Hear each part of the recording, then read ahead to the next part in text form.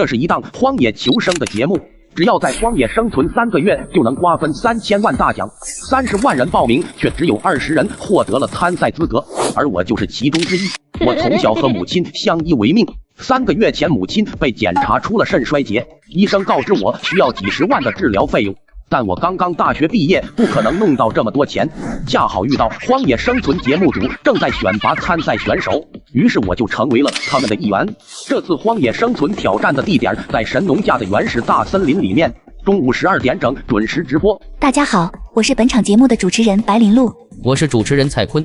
大家现在看到的是我们的导播直播，大屏幕内还有20名选手的直播间。如果大家有自己支持的选手，等待他们开播以后，大家可以进他们的个人直播间观看哦。现在我们先介绍一下本场的特邀嘉宾埃尔德，外号德爷。德爷一登场，直播间人气直接达到了800多万。德爷可是在荒野求生领域上的标杆级人物，他会负责解答观众朋友们的问题。标杆级人物谈不上，我只不过在荒野求生的领域比他们走得快一步罢了。德爷，你太谦虚了，话不多说，现在就带大家一起进入选手的视角吧。画面一转，我正顺着直升机绳索到达地面。好了，最后一名选手已就位。接下来我向大家讲述下本次荒野生存的规则。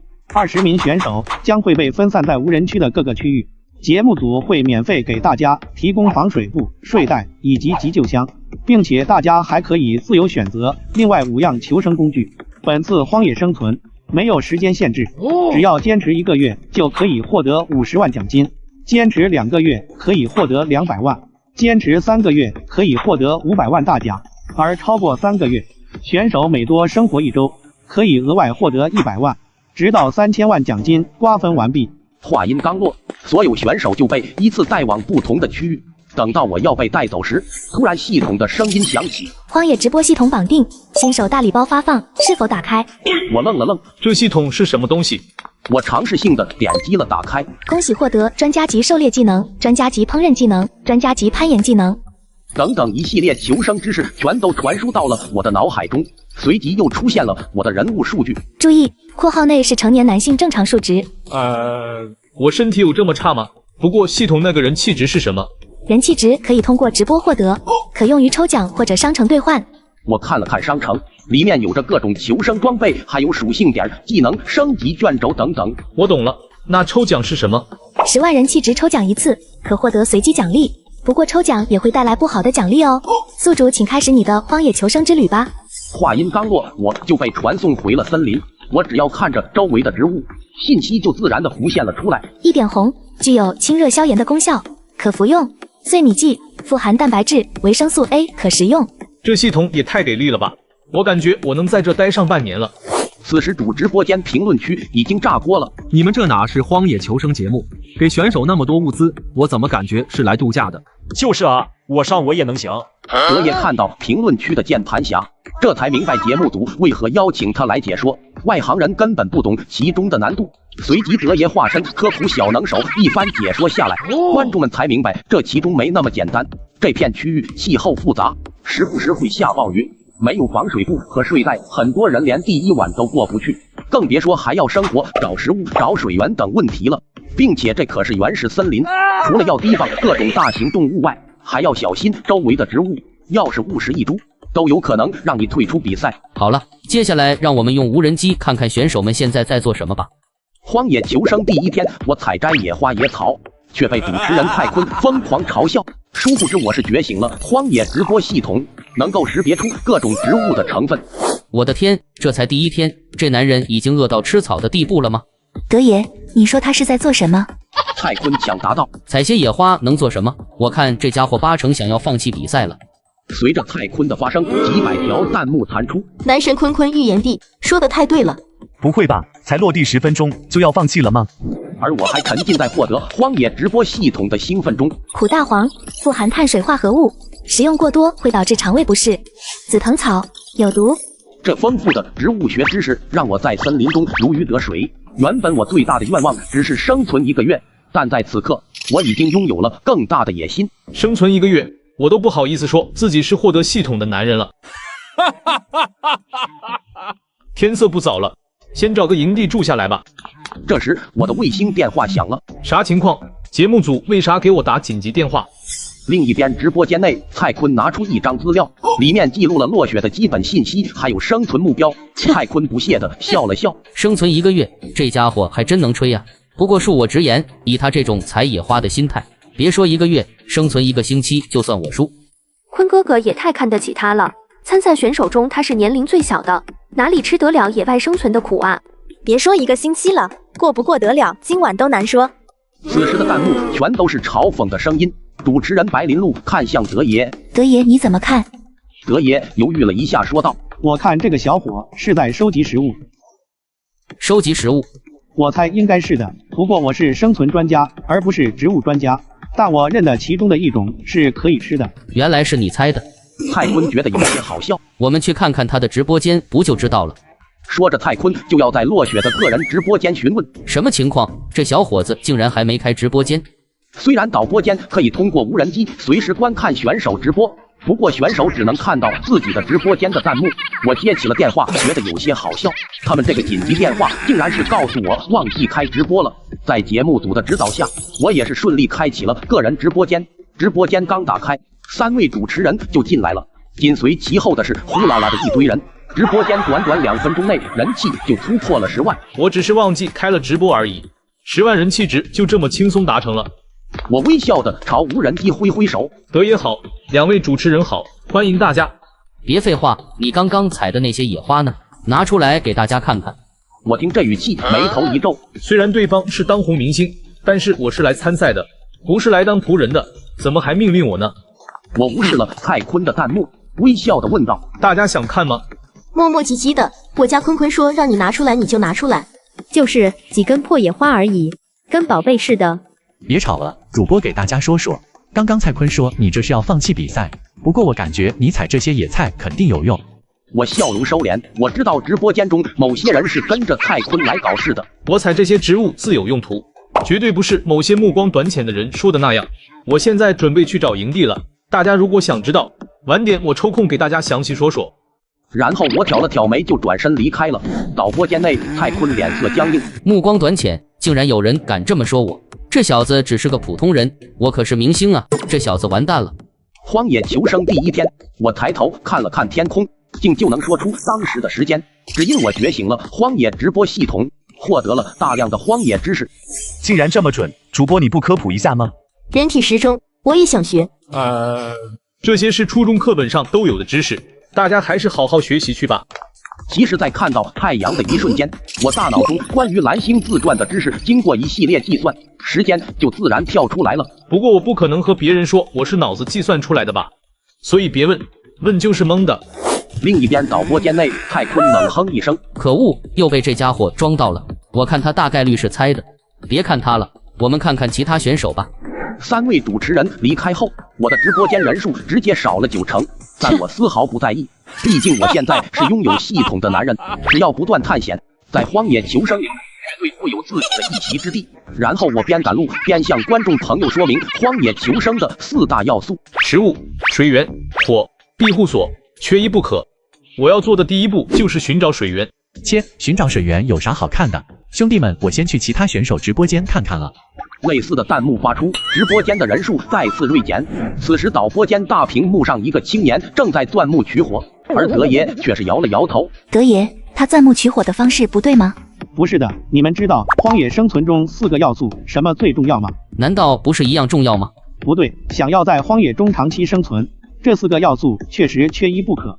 不过在不同的环境，这4个优先级也不同，这也是所有参赛选手现在面临的第一个挑战。德爷说完，观众们都沸腾了。真正的荒野挑战终于开始了。可怜的贾晨韵啊，我要去提醒下他。楼上的别想了，提醒不了。他的直播间内关于荒野的关键词都被过滤了。这时蔡坤又是一顿分析。这么说的话，选手应该先搭庇护所，这样就可以防止丛林里动物的骚扰。坤坤也太厉害了吧！我爱你，坤坤。蔡坤被评论区夸得有点飘飘然，然而德爷却是一脸嫌弃。这家伙什么都不懂，节目组为啥会邀请这样的人来担任嘉宾？德爷心中吐槽了一句，随后解释道：“我也不绕圈子了，他们现在面临的第一个挑战是寻找水源。”话音刚落，我直播间内顿时又涌进来一大批人。主播，我又回来了。嘿，你们刚刚不是说寻找水源不好看吗？我现在发现找水也挺有意思的，而且主播的想法竟然和德爷一样，有点东西哦。我冲着镜头笑了笑道：野外想要找到水源方法有几种。第一，寻找一处制高点进行观察，有水的地方植被都比较茂盛。第二，向低洼地走，用耳朵聆听。我一边科普荒野的知识，一边观察周围的环境。突然，我找到了2块黝黑的石头。大家看看，我找到了个好宝贝。找到它，说明我们离水源不远了。德爷等人发现有人要找到水源了，纷纷涌入了我的直播间，随即人气值再度飙到了20万。落雪选手，你知道这2块石头有啥用途吗？这2块石头其实是石头萤石的一种变种，叫做硅质岩。太坤噗呲一笑，你就装吧，你就说有什么用就行。这石头学名叫做碎石。太坤一脸懵，碎石我怎么没有听说过？当落雪说出碎石时，稍微懂点野外知识的人就能知道这石头有啥用了。可偏偏太坤连碎石的字都打错了。蔡坤，你别说话了，碎石可以用来生火的。对了，之前是谁说我生存不过1个星期的？那人还敢不敢再说一遍？顿时蔡坤感觉脸被人狠狠地抽了一下。小丑竟是我自己。我参加荒野求生，采摘野花野草，却被主持人蔡坤疯狂嘲笑。殊不知我是觉醒了荒野直播系统，能够识别出各种植物的成分。没多久我就找到了河流，我观察四周发现没有危险后，就趴在地上喝了一大口山泉水，然后就向观众解释，在野外如果条件允许的话，就算是山泉，大家也要记得煮沸饮用。说罢我再次趴下猛喝了一口。大家不要学我啊，接下来我要先收集一些干柴，准备生火了。然后我走到河流不远处的山崖底，准备就在这扎营。我进入系统查看人物数据，人气值已经存了30万了。系统打开抽奖，10万人气值抽奖1次，温馨提示：抽奖有风险。上天啊，请赐予我好运吧！恭喜宿主抽中专家级生火技能，继续抽。抱歉，什么都没抽到。抱歉，什么都没抽到。我30万人气就只抽到生火技能。接下来我就去附近收集柴火去了。另一边，主持人们被这位冯里选手惊呆了，他年龄竟有66岁，职业是猎人。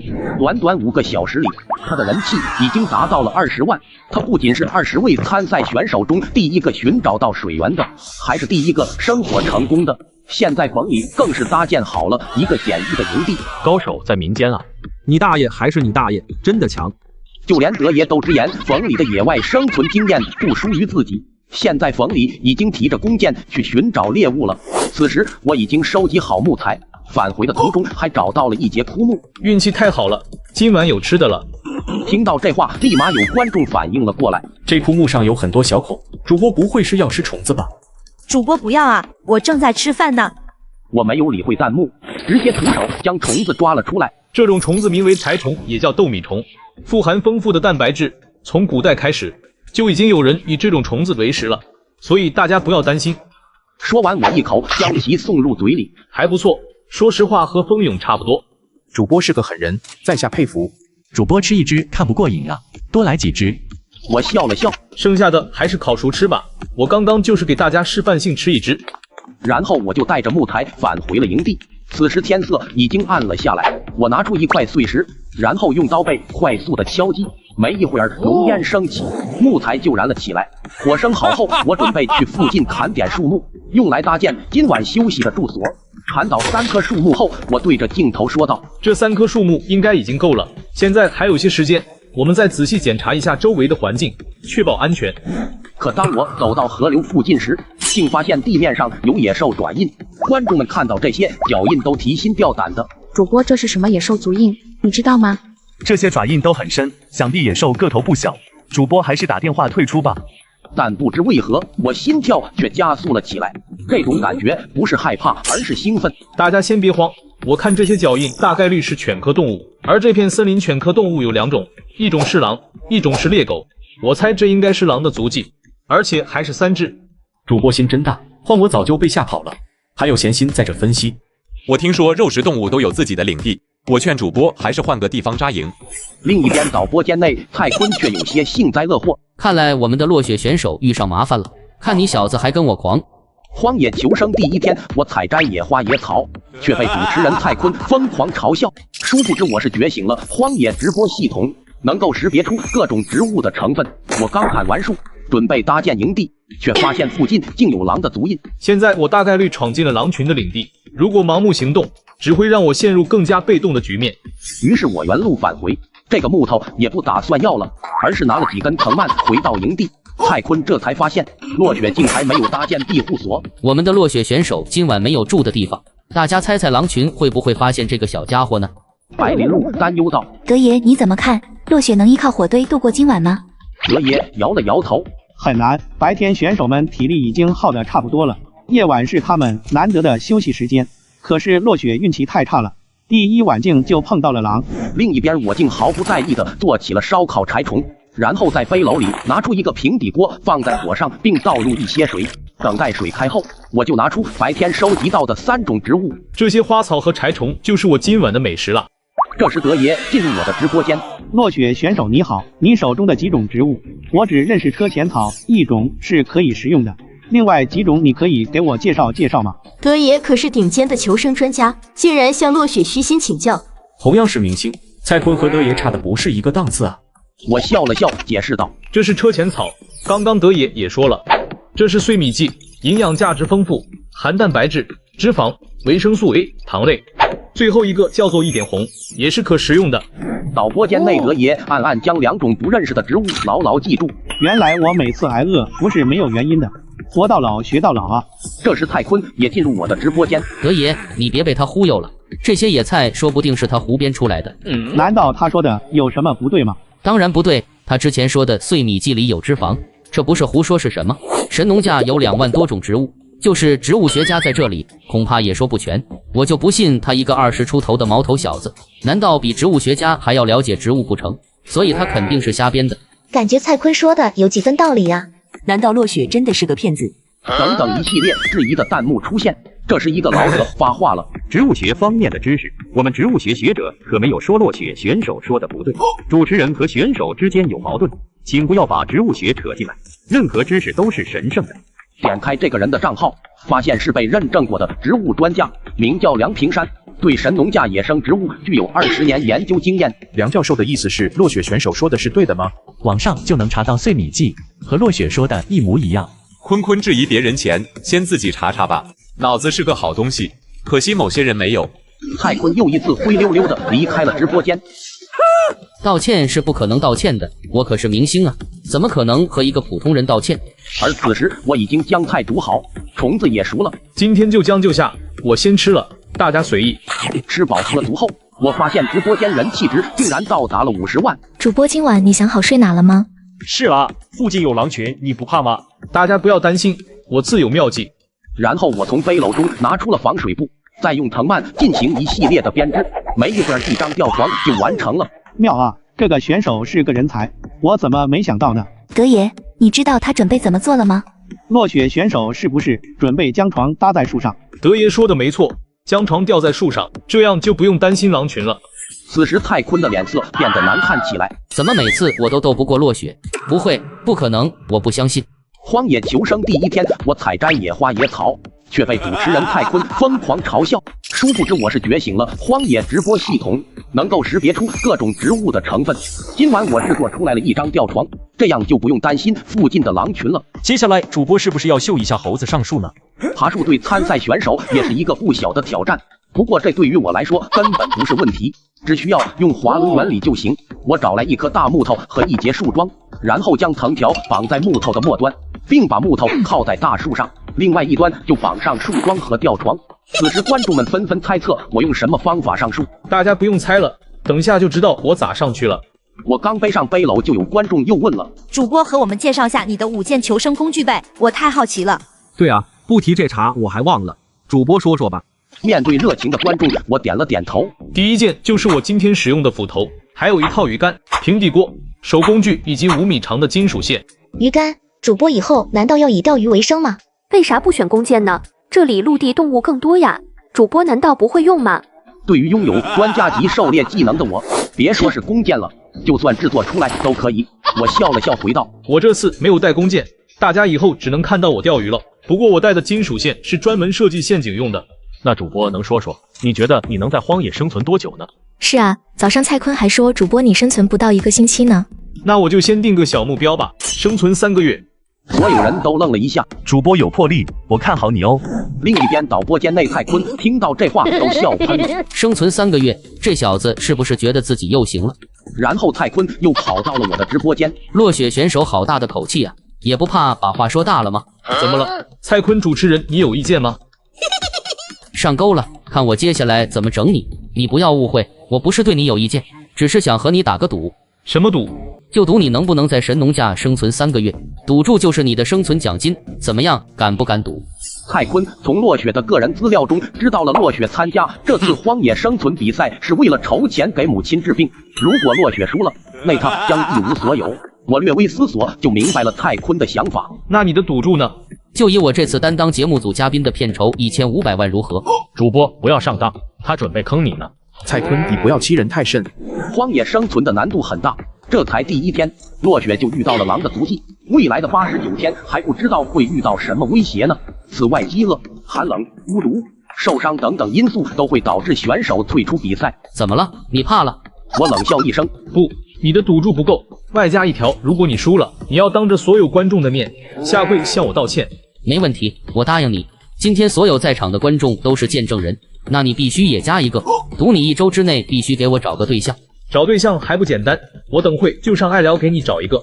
靠不靠谱？别吹牛。当然靠谱了，这爱聊很厉害的，选择同城匹配就能配对到附近的小姐姐，女生都主动找你聊，都在1公里以内，可语音可视频，看你喜欢哪个随便聊。听起来好像还不错。那可不，现在女多男少，你点左下角还能给你找到同一天出生的女孩，上面美女多，肯定有你喜欢的类型。突然一声狼嚎传来，嘿嘿，你还是想想你怎么度过今晚吧，祝你好运。这狼群是和蔡坤一伙的吧？大家不要慌，现在就给大家展示我怎么上树的。我拿起旁边的木棍，立马朝吊床跑去。这时狼群也朝我奔跑而来，说时迟那时快，只见我用木棍往木头上用力一挑，木头瞬间倒下，我也被巨大的惯性带离地面，狼群全都扑了个空。此刻直播间瞬间沸腾了，人气值直接达到了100万。主播太强了，太刺激了。我刚刚都不敢看屏幕了，下次主播不要玩这么大了。我微微一笑，这就是荒野生存的魅力啊！这时所有选手直播间内出现了一条节目组信息：荒野生存第1天，1人退出，剩余选手19人。我参加荒野求生，竟惨遭主持人蔡坤疯狂嘲笑。殊不知我是觉醒了荒野直播系统，获得了各种野外生存的知识。昨晚我不幸遇到了狼群，不过好在我成功爬上了树，安然的度过了一晚。第2天一早，我们得知20名选手已经有1名退出了。这才第1天，竟就有选手坚持不住了，看来我还得提升下实力了。于是我打开了系统，昨晚还剩下70万人气，所以还能抽奖7次。我决定全部用掉。抱歉，什么都没抽到。抱歉，什么都没抽到。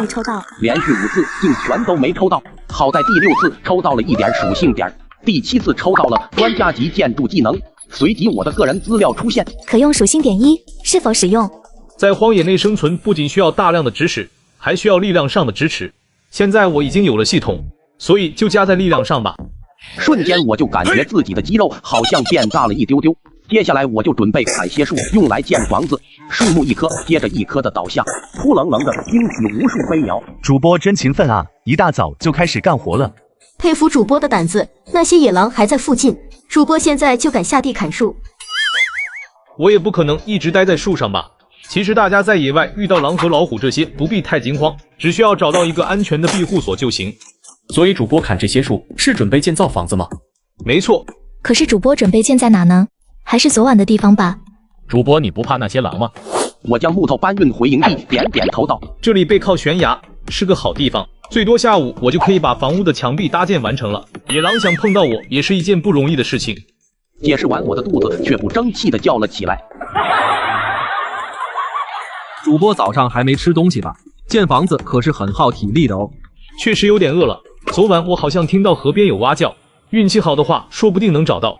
于是我背起背篓就朝河流走去，刚到河流附近就听到了2声蛙叫。真的有青蛙哎，听这声音想必个头还不小呢。说不定是牛蛙。说到牛蛙，我又想吃了。那味道真是不错。我一边在田地里翻找，一边解释道：“这里是不可能有牛蛙的，要知道牛蛙的原产地是北美，现在国内吃的都是人工养殖的。我猜这里大概率会有石蛙和癞蛤蟆。那请问主播，癞蛤蟆据说有毒，如果是癞蛤蟆，主播是不是不能吃了？癞蛤蟆的皮肤上藏有毒腺，其体内也会有毒素，大家最好不要食用。当然，如果你拥有和主播一样的清理技巧，那就不是问题了。”大家看，主播又开始装了。就在这时，前方的草丛动了一下，我猛然朝那抓去。我抓到了，不过这玩意怎么滑不溜秋的呢？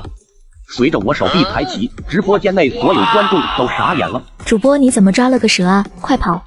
我也是被吓了一跳，我刚想丢掉，就被蛇头猛然咬了一口。此时观众们纷纷跑去导播间内发弹幕：落雪选手被咬了，麻烦主持人派人快去救援。此时蔡坤内心狂喜，看来老天都在帮我，被蛇咬了，看来落雪马上就要被淘汰了。荒野求生第2天，我竟被蛇咬了，而主持人蔡坤却内心狂喜。嘿嘿，你这小子要被退赛了。白林路则连忙拿起电话准备派人救援，却被德爷阻止了。不要慌，落雪本人都没打电话救援，或许那条蛇没毒呢。另一边，我在看到蛇的第一眼，有关蛇的信息就浮现了出来。观众们不要惊慌，这是水蛇，水蛇大多数都是无毒或者毒性很微弱，而这一条就是无毒的。水蛇离开我的手臂就想逃跑，咬了我还想逃，我猛地追了上去，敢咬我，看我不把你吃了！观众们目瞪口呆。等等，这剧情好像有哪里不对。我们在为主播提心吊胆，而他转眼却和蛇干上了。这个时候主播不应该感到害怕吗？就是我不要面子的嘛，能不能有点尊重？同一时间，3位主持人也来到了落雪直播间，人气瞬间暴涨到了200多万。见到这一场景，蔡坤顿时懵了。不是说落雪被蛇咬了吗？怎么看起来一点事情没有？果然如此，那是一条没毒的水蛇。蔡坤脑瓜子嗡嗡的，白高兴异常。此时我已经将蛇抓住，让蔡坤主持人失望了。这条蛇刚咬了我一口，待会我也要咬它几口。观众们都被逗乐了。主播你这有点过分了啊！想吃就直说，我第一个同意。可惜了，还想看主播抓蛤蟆呢，看来今天看不到了。我笑了笑道：“谁说主播不抓蛤蟆了？今天这蛤蟆我还抓定了。”说完，我就将蛇拍晕，放入背篓内，然后就在附近寻找蛤蟆。没多久，我就找到了3只癞蛤蟆。我猛然扑了上去，2只蛤蟆就到手了。什么情况？刚刚主播的速度你们看清了吗？这速度绝了！专家级狩猎技能可不是开玩笑的。短短半小时里，我就抓到了10个癞蛤蟆。10个癞蛤蟆加上1条蛇，主播吃得完吗？搭建房子要消耗的体力不少。其实我有点担心不够吃呢。直播间的观众都无语住了，我顿时感觉手上的鸡腿不香了。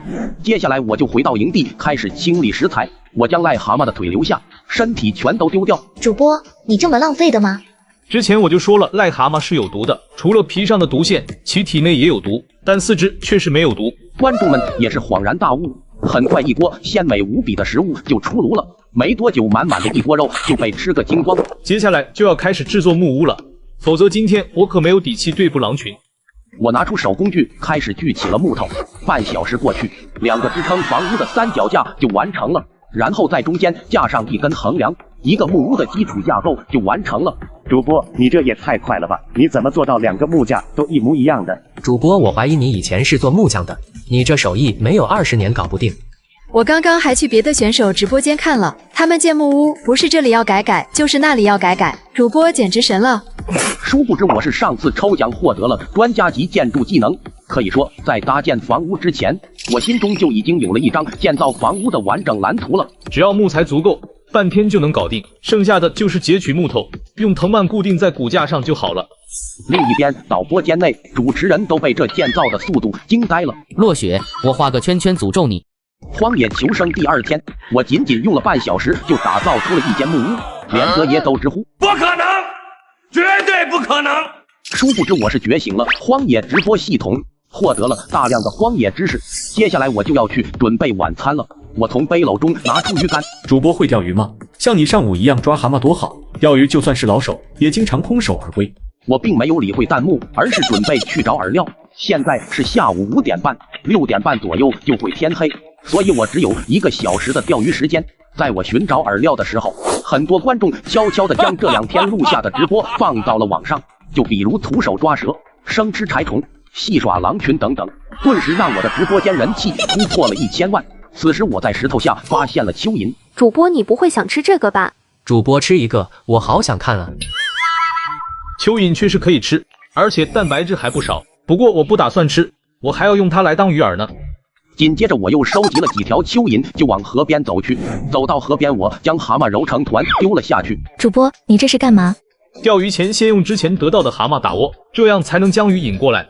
然后我又丢下去几只蛤蟆，静静等待了10分钟。观众们都着急了。主播，你咋还不开始啊？再等一会儿天就要黑了。别急嘛，打窝也是需要时间的，现在应该差不多了。随即我转身一个甩钩，精准落在打窝的地方。主播这一杆甩得漂亮，起码练习了2年半。楼上的也太甜了吧！主播都还没钓上鱼就吹上了。下一秒，我猛地一提，一条桂鱼就出现在了镜头前。主播这才钓1-2分钟吧，这就钓上1条鱼了。观众见此精彩场景，纷纷刷起了礼物。难得1000万人气，为感谢大家的支持，我在左下角发了一波福袋，见者有份。苹果15和 iPad Pro， 我准备了每样6000台放左下角，一人1份随便领，免费领，真的假的？不信自己点左下角试试，里头的苹果15和 iPad Pro 是先到先得，华为 Mate 60作为保底福利是人人有份，都全新顶配机，只有我左下角才能领。不会是拉人助力的套路吧？不是，上线就能看到领取界面。我这手速怕是抢不过别人。放心，链接在就有库存，你们花3-5秒从我左下角下载上线，完成任务就搞定，再挂机3-5天，苹果、华为都能一起拿下。我刚试了，真领到了 A， 其他领到的扣1。我作为钓鱼老手，觉得主播只是运气好罢了，1-2分钟钓1条也是很常见的。可10分钟后，竟连续钓上来了5条鱼，钓鱼老手瞬间被打脸。对不起，是我无知了。时间不早了，先不钓了，再钓的话我一趟拿不完了。主播不钓鱼的原因，竟然是不想跑2趟，你敢信？我怀疑主播又开始装了，但是我没有证据。等到我回到营地时，天已经黑了。我在木屋前生了一堆火，防止其他动物靠近，然后就在木屋内开始炖起了鱼汤。另一边狼群竟嗅到了鱼汤的味道，正朝木屋这边赶来，一身狼嚎划破寂静的夜空。果然，今晚又来了吗？我连忙用一根木棍将木门抵住，而此时5只狼呈包围状态缓缓向木屋聚拢，火光让几只狼很是畏惧，所以他们不敢靠近木门，这让我也松了一口气。主播，野狼来了，你不会有危险吧？赶紧打电话退出吧，我感觉主播要凉了。而我却毫不在意地喝起了鱼汤。大家不要担心，我对自己的建造水平还是很有信心的，野狼进不来的。就在这时，突然有2只狼想要从木屋和山崖之间的缝隙进来，火光中狼爪一左一右伸了进来。我冷哼一声，这狼这么想吃我吗？我拿出斧头狠狠朝狼爪打去，随后传来一声惨叫，狼群被吓得四散而逃。主播狼群明天还会来吗？应该会。野狼这种动物，嗅觉和听觉十分灵敏，追踪一只猎物的周期可长达4-5天。好可怕！主播还是换个地方吧。大家也不用太过于担心，明天就会见分晓。我已经有解决的办法了。而此时导播间中，蔡坤大笑了起来。看来这家伙明天就要打电话退出了。荒野求生第2天，我下午钓上来了5条鱼，竟引起了狼群的注意。我勉强将他们赶跑后，却被主持人蔡坤疯狂嘲笑。狼群可不是这么好对付的，看来落雪选手就要退出了。德爷，落雪不会真要退出吧？德爷无奈道：“我只能说，这个小伙子运气真的太差了，就算我遇到，也没有办法对付一群狼。”听到这话，蔡坤顿时大喜，随即跑到我的直播间说道：“落雪，我劝你放弃吧。我看在你是为了帮助母亲治病参加比赛的，所以我愿意以个人名义援助你5万。”哇，坤坤果然是人帅心善呢。对于一个陌生人，坤坤竟然这么大方，我太爱了。嘿嘿，洗白成功。而我并没有理会蔡坤，而是打开了系统。今天一共获得了1030万人气值，我将其全都用于抽奖，一共抽了103次。抽到了5点属性点和专家级格斗技能以及化学冶炼知识。格斗技能让我能清晰地辨别出各种动物的弱点和各种招式的运用，而冶炼知识需要提炼的容器，所以暂时还用不到。最后还有5点属性点，力量加上了3点，敏捷加上了2点。我握了握拳头，感觉自己现在能一拳打倒1头牛，并且我还长高了2厘米。我这算什么？荒野求生没有恶兽不说，还长高了。内心窃喜过后，我就在木屋内睡去。清晨，我第一件事就是烤起了鱼。主播，你干什么呢？你不怕气味又吸引狼群吗？主播，你是不是虎啊？赶紧退出吧，我们都很担心你。我对着镜头微微一笑，大家不用担心，山人自有妙计。接下来我就给大家展示在野外如何制作陷阱。很快我就做出来了一种弓箭陷阱，然后再制作出来4个三脚架。脑海中的陷阱知识不断的涌出，落石陷阱、尖刀陷阱、绳套陷阱。目前来说，绳套陷阱布置起来最快，于是我拿出金属丝，将其全都放置在三脚架上。导播间内3位主持人都一脸懵。德爷，你看得出落雪在做什么吗？蔡坤忍不住的插嘴道：“他该不是想做一点小玩意，当成荒野生存的纪念品带回家吧？还是先看看再说吧。”另一边，我已经将草丛覆盖在陷阱上，这样一个简易的触发陷阱就做好了，完美。接下来就守株待兔吧。布置完一切后，我便开始吃起了烤鱼。同一时间，半里外的狼也嗅到了香味，顿时感觉嘴里的兔子变得寡淡无味。我第2头鱼还没吃完，狼群就出现在了营地外。狼群察觉到营地多出的东西，变得谨慎起来，而我还在不紧不慢地吃着烤鱼。这家伙什么时候了，他还顾得上吃鱼？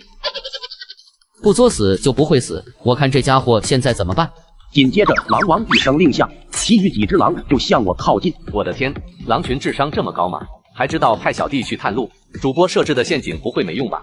下一秒，狼群朝我扑来，4只狼碰到了陷阱，瞬间被高高挂起。狼王急得高高跃起，试图咬断金属绳，但是金属绳怎么都咬不断。这时，狼王突然朝我飞扑而来，我也被吓了一跳。好在关键时刻，我触发弓箭陷阱，狼王就这样被解决了。此时，直播间内欢呼声一片。主播你太厉害了，你就是我的偶像。你们这么夸，不怕主播飘了吗？不过我喜欢，还有谁？而此时蔡坤却郁闷的不行，连着3天，我竟然被打脸了5回。落雪，我和你没完。荒野求生第3天，我被狼群盯上，而主持人蔡坤却内心狂喜。你这小子终于要完蛋了。可狼群不仅没有碰到我，反而还给我提供了大量的食物。另一边，这位正在钓鱼的马船选手抱怨道：“我真的服了，本来我的人气还不错，没想到今天观众们都去看落雪了，可恶啊！”突然鱼儿上钩了，马船兴奋地向观众朋友们炫耀：“大家看看，这条鱼这么大，很少见吧？我可是花了2小时才钓上的哦。”一条鱼你就吹起来了，你是不知道落雪10分钟就钓上来了5条鱼呢。随即一大堆吐槽的弹幕出现。我就算再差，至少我还没退出比赛。你们说的那个落雪，他不是被狼盯上了吗？想必今晚不好过吧。让主播失望了，不仅狼群没让落雪退出，还让他获得了400多斤肉呢。什么？你是说他干掉了狼？马船顿时感觉手上的鱼不香了。话说主播，你不觉得你住的地方有些破吗？你看看落雪的木屋，那才叫精美呢。马船有些不服气道：“房子是住人的，能遮风挡雨就行，弄那么漂亮干嘛？”你还别不服气，这我就得给你说说了。第一，木屋要保暖，你看你这4面漏风，要是冬天来了，你肯定就要退出比赛了。第二，你这营地附近太多落叶杂草，不清楚你是不是想引火烧身啊？马船顿时恍然大悟，想不到这位兄弟懂这么多，还望兄弟以后多多指点呀。其实我啥都不知道，这是我在落雪直播间学的。为什么又是落雪？无语过后，马船突然灵光一闪，我懂的是不多，但是我可以借鉴其他选手的方法。18年后，江湖上肯定有我老马的一席之地。另一边，我准备用盐将这些全部制作成腊肉。布置完肉后，天色也黑了下来。忙活一天，我肚子也饿了，晚上就将就着烤肉吃吧。主播又开始装了，荒野生存第3天晚上，主播竟就吃起了烤肉。我感觉手上的鸡腿又不香了。我并没有理会弹幕，而是自顾自地吃了起来。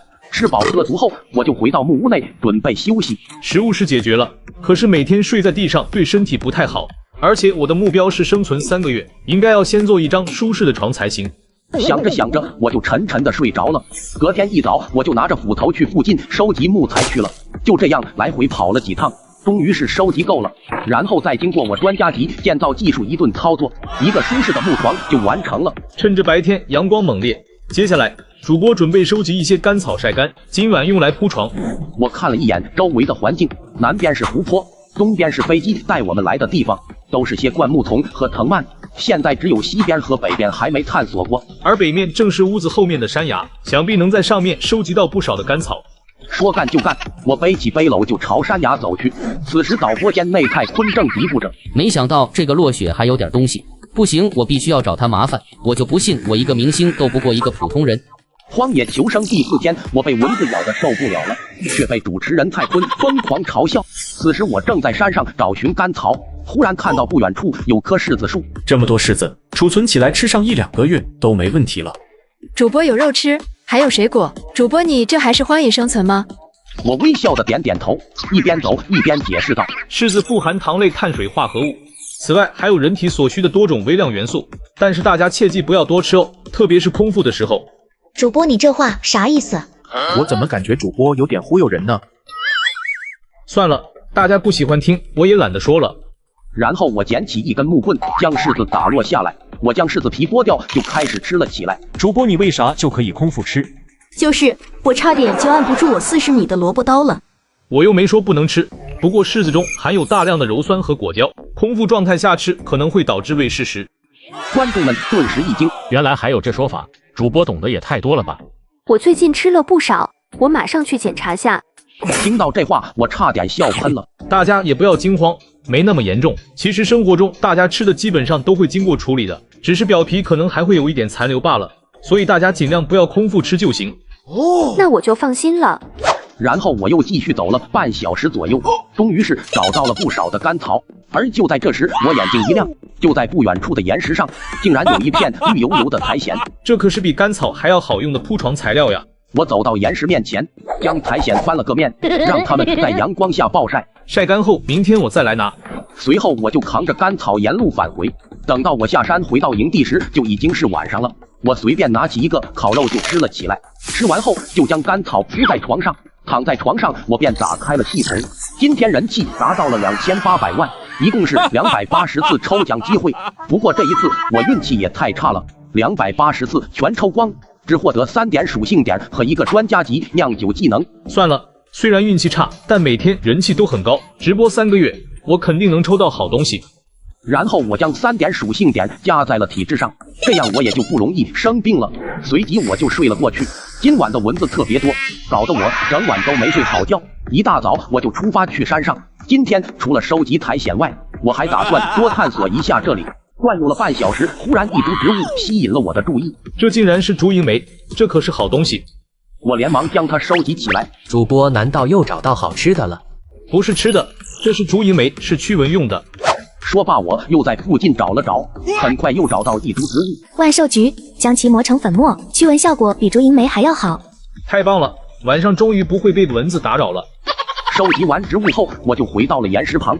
我用一根树枝小心地将晒干的苔藓翻动，这一幕让观众觉得有些好笑。不会吧，主播你可是连蛇都不怕的，怎么变得这么怂了？翻个苔藓而已，落雪选手你也太小心了。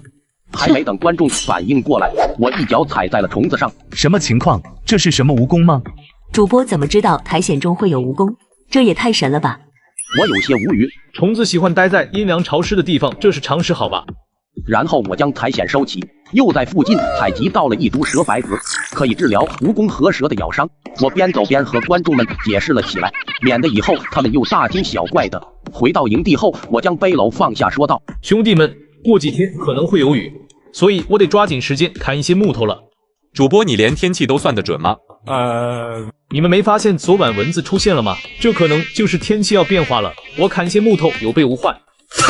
这家伙怎么什么都懂？不过森林里下雨可不是那么好过的，看你还能撑多久。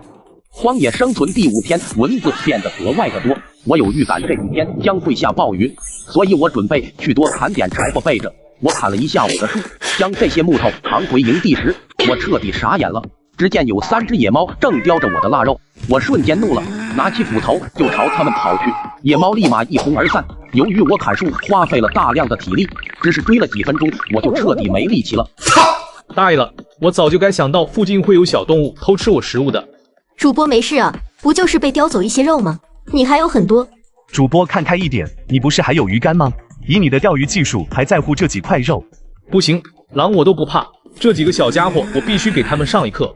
此时天色也不晚了，我回到营地，将竹银梅放在木屋内，晚上果然就没有蚊子敢靠近了。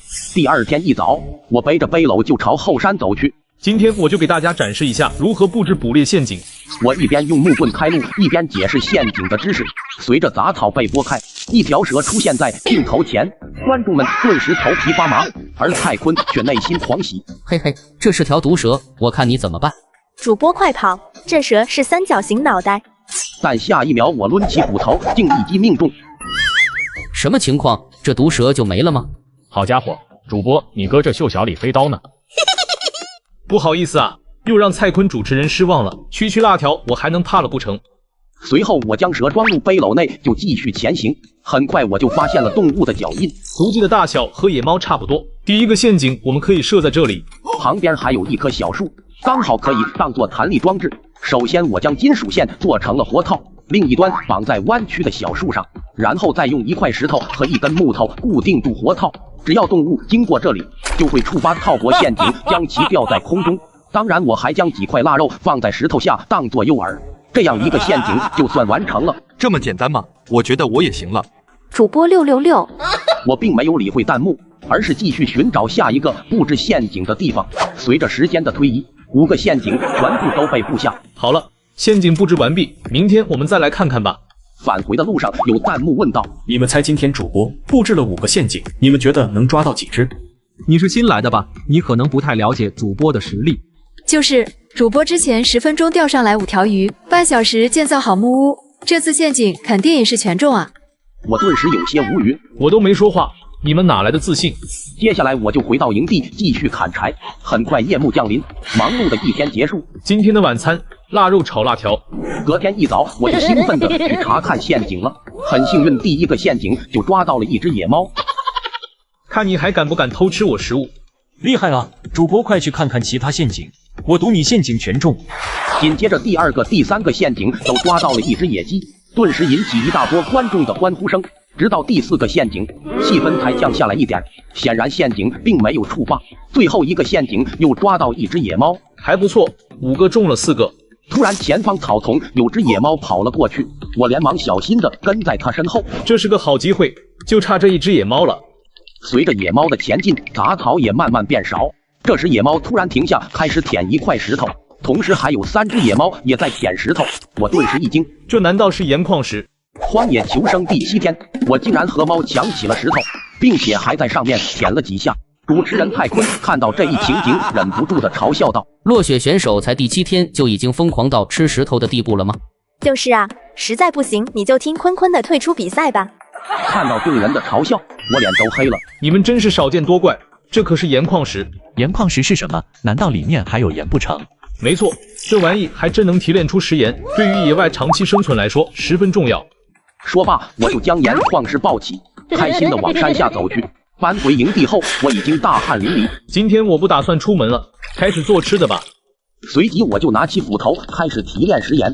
拥有专家级冶炼知识的我，没多久就提取完成了，然后再将盐和一些野果撒在食物上，一锅香喷喷的烤鸡就做好了。主播你这哪是荒野求生啊，简直馋死我了。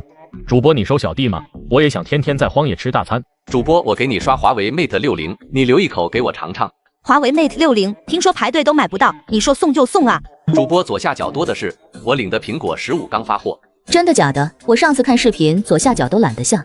当然，我验证过了，上线就能看到领取界面。里头苹果15和华为 Mate 60都是1万份打底的，你们也去领台呗。直接领？那早没了吧？链接在就有库存，而且我特意申请了不限量 iPad Pro 做保底福利，保证下载的人都能领。要拉人助力吗？不用，但只有从我左下角下载进入才行。休息放一旁挂挂机，苹果华为第2天包邮到家。我刚试了，还有个4000是额外福利，先到先得。接下来我就大口大口的吃了起来，吃饱后我就躺在床上睡觉了。第2天一大早，我又开始锯起了木头，没多久我就汗流浃背了。今天天气怎么那么闷热？突然耳边传来嗡嗡声，我一巴掌就朝脸上拍去，观众们都惊呆了。主播喊起来连自己都抽啊，而我却说道：马上就要下雨了。主播你一巴掌就能打下雨？我怀疑主播是不是被自己打懵了。开玩笑，现在都是大晴天，怎么可能下雨啊？我并没有理会弹幕，而是连忙将木头搬进屋内。另一边，合肥选手正在一边拍打着蚊子，一边钓鱼的抱怨道：“今天运气这么差吗？2个小时都没钓上，不科学啊！”主播，你2个小时都打了几十只蚊子了，你就听我们的吧，咱换个地方钓。好吧，我就听观众们的试试。突然，何飞感觉脸上有一丝冰凉，抬头一看，大雨就哗啦啦的往下落。完蛋了，怎么突然就下雨了？此时我直播间的观众都惊呆了。主播，你怎么知道要下雨了？我笑了笑道：“大家说说，不看天气预报的情况下，我们可以通过哪些迹象知道要下雨了？”当然是看云朵啊，有乌云就会下雨。还有天气比较闷热，也可以感觉出来。我点点头，没错，其实这些都是有预兆的，还有气压和空气湿度等等，大家还是好好学习去吧。我怀疑主播在侮辱我的智商，但是我没有证据。紧接着，我就在屋内捣鼓起了木材。主播，你在做什么呢？我在做一个板凳，待会儿钓鱼的时候用得上。雨中钓鱼，主播你不怕生病吗？对啊，虽然主播你能预知下雨很厉害，但是也没必要在这个时候装吧。我笑了笑道：“大家不用担心，这场雨不会太久，最多不过1个小时。”听到这话，观众们顿时唏嘘不已。蔡坤又出来嘲讽道：“你还真会吹，难道你还能控制下雨的时间不成？”就是这次我支持坤坤。我顿时无语，我可是觉醒了系统的男人，这蔡坤怎么一直针对我？我想了想说道：“其实这也不难判断，周围都有青蛙，如果是大雨或者暴雨，气压就会更低，青蛙感觉呼吸不畅就会哇哇大叫，但我并没有听到蛙叫，说明这场雨不是很大，顶多1个小时就没了。”就这样过了1个小时，雨竟然就真的停了，我服了，主播你这也太牛了。而蔡坤却是满脸尴尬，这家伙怎么懂得这么多？我以后还是好好学习再发言吧。荒野求生第7天，我只是打了自己1巴掌，竟就能预知下雨的时间，而且还准确的说出1个小时后雨就会停。主播简直就是人体天气预报啊！这里面覆盖的知识太多了，大家好好学习也能行。接下来我就背起背篓，拿着鱼竿准备出门了。雨刚停，蚊子应该很多吧？主播难道不怕吗？楼上的新来的吧？你没发现主播背篓内的万寿菊吗？这可是专门驱蚊用的。我并没有理会弹幕，而是专心的开始钓鱼。仅仅3分钟就钓到了1条鱼，观众们顿时一惊：什么情况？我看那个合肥选手2个小时都没钓上1条鱼，主播3分钟就钓上了。这时合肥的粉丝不服道：我看他只是运气好罢了，有本事再钓1条上来看看。可随着时间的推移，1条接着1条的鱼纷纷被收入了我的背篓。我的天，这主播2个小时不到竟钓上来10条鱼。我摇了摇头，收起了鱼竿。今天没有提前打窝，钓鱼的效率还是低了不少。快逃！主播又开始装了。别人才是荒野求生，而主播怕是荒野美食吧？我并没有理会弹幕，要知道我可是拥有系统的男人，2小时才10条鱼，真的很少了。等到我回营地时，已经是晚上了。我将鱼放进锅内慢煮，然后看着眼前的腊肉道：没想到前2天获得的食物就只剩下这么点了。蔡坤听到这话，顿时一喜：嘿嘿，没想到落雪选手还会担心食物不够啊！我可不是担心食物，我只是怕后面食物太多，不好存放而已。所以明天我打算去找制作容器的材料。呵呵，真是嘴硬，我看你明天会不会被打脸？我并没有回复蔡坤，而是打开了系统。这几天人气值我一直没用，存下了1.2亿人气，一共1200次抽奖全部用掉。可当我看到眼前的奖励时，差点晕了过去。这抽的什么东西啊？1200次才中了10点属性点，5个高级技能升级卷轴，1个大师级技能升级卷轴。温馨提示：抽奖有风险。系统，你玩我的吧。但当我打开系统商城时，竟发现大师级技能竟然要5000万人气值。这么看来，我还不是特别亏。之前获得了狩猎技能、手工技能、格斗技能、钓鱼技能，具体要提升哪个技能到大师级，还是等到明天看看再说吧。最后我将10点属性点加在了力量上，顿时我又有种一拳打牛的冲动了。很快来到了第2天清晨，大家早上好，我今天准备去南边的湖泊看看。主播去湖边连背篓和鱼竿都不带吗？不用，我主要是看看湖边有什么可以利用的材料。半小时后，我来到了湖边，湖中有不少种类的鱼，看来这里将会是我以后主要的食物来源了。忽然我看到前方的竹林，顿时大喜。主播，咱能别一惊一乍吗？别小看这些竹子，它们的用处可大着呢。看到竹林后，我便直接将大师级技能升级卷轴用来强化手工技能，然后开始采集竹子。收集完竹子，我就开始制作了起来。仅仅10分钟，我就制作出来了一顶斗笠和一个簸箕。主播这得是单身多少年的手速啊，这么快就制作好了。这是重点吗？重点是主播是怎么懂得这些东西的编织的？现代人都很少会做这些了。我笑了笑道：“我可不是只会这一点哦，接下来我还会用湖边的黄泥制作出陶器呢。”而蔡坤却是一脸不屑：“吹吧，我画个圈圈诅咒你，我看你还能不能做出来其他的。”荒野求生第7天，我用竹篾编织手艺制作出了斗笠和簸箕，并扬言还要制作陶器储存食物，却被主持人蔡坤疯狂嘲笑。落雪选手，你可太搞笑了，在荒野你还想造陶器？蔡坤，你怎么老是在主播的直播间酸呢？我相信主播。看到有观众为我说话，我微微一笑。好了，大家不要和那种人吵了。现在我还需要做出来2个竹箩，用来装黄泥呢。主播，你要黄泥有什么用？黄泥是粘土的一种，可以用来制作陶器的哦。我一边解释，一边采集竹子，很快就制作出了2个竹箩。此时太阳也落山了，我只能暂时回到营地，准备明早再录。第2天一早，我就朝湖边走去。大家早上好，今天主播就带大家看看怎么制作陶器。我拿出铁铲挖出黄泥，挖出黄泥后还用簸箕筛选出细泥和粗泥。主播你在干嘛呢？泥巴还分类吗？我笑了笑回道：“这叫做陶泥，筛选出细泥是做陶坯的原料，而粗泥则是用来搭建烧制的土窑。”我一边筛选一边解释着：“主播不要说了，你知道吗？其余的选手全都在模仿你。我刚刚看了，他们好像只要你做什么，他们就做什么。”但我却丝毫不在意。我可是拥有系统的男人，这几天所展现的知识都只是9牛1毛而已。想要学我，就让你们学个够。大家不用担心，制陶的工序多达13道，能不能学会，那就看他们有没有这个本事了。那主播，你接下来是不是不准备透露你的求生知识了？我笑了笑道：“我的荒野知识，随便大家怎么说，告诉其他选手都行。”此时导播间内3位主持人被落雪这话惊呆了。这落雪选手脾气太好了吧？而蔡坤却是不服气道：“不可能，这肯定是落雪的阴谋，大大的阴谋。”另一边，我挑起2箩筐的黄泥返回木屋。同一时间，其他选手已经处在崩溃边缘了。怎么回事？这泥巴怎么老是固定不住？2个多小时了，我都失败了20多次了。不生气，不生气，失败是成功之母。可再次尝试，还是一下就垮了。这不可能做出来啊！难道落雪是骗我们的？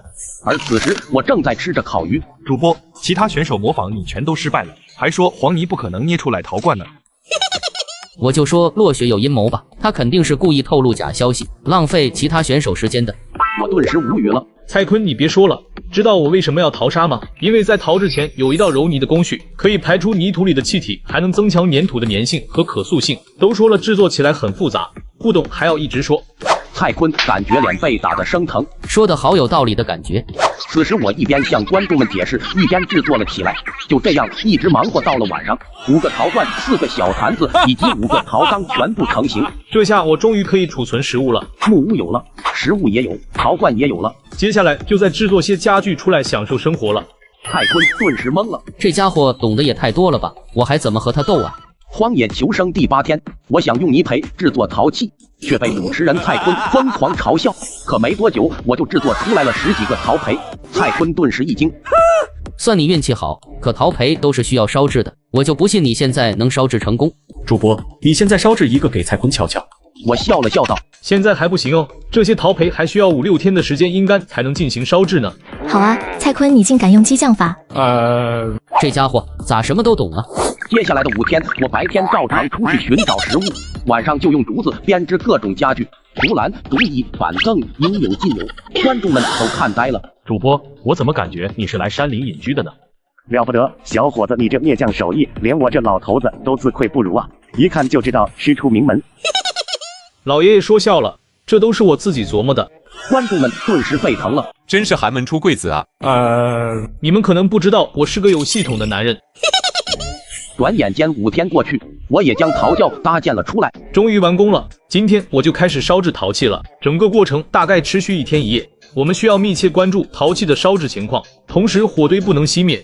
那岂不是说主播1天1夜都不能睡觉了？可能吧，我也没试过。随后我就将陶器全部放进了陶窖里，然后用泥封住。现在火势稳定，我先去吃早餐了。前期烧制过程只需要火势稳定就行，真正需要人盯着的，也就是最后那10个小时。吃饱后，我搬着竹椅放到陶窖前，顺便拿了2个柿子作为饭后水果。前面10几个小时，我无聊就锯木头，时不时吃上1口柿子，累了就躺在椅子上休息。主播，你这可是在烧制陶器啊，能不能专心一点？我怎么不专心了？我只是闲得慌而已。对了，前几天模仿我的选手们怎么样了？其他选手觉得这太难了，都放弃制作陶器了。还真有点遗憾呢，全都放弃了吗？还有一个叫做中剑的，他失败了30多次，好像明天也要烧制陶培了。这兄弟是个狠人，失败这么多次还在坚持。你们记得和中剑选手说一下，搭建陶窖的时候要记得热胀冷缩的原理。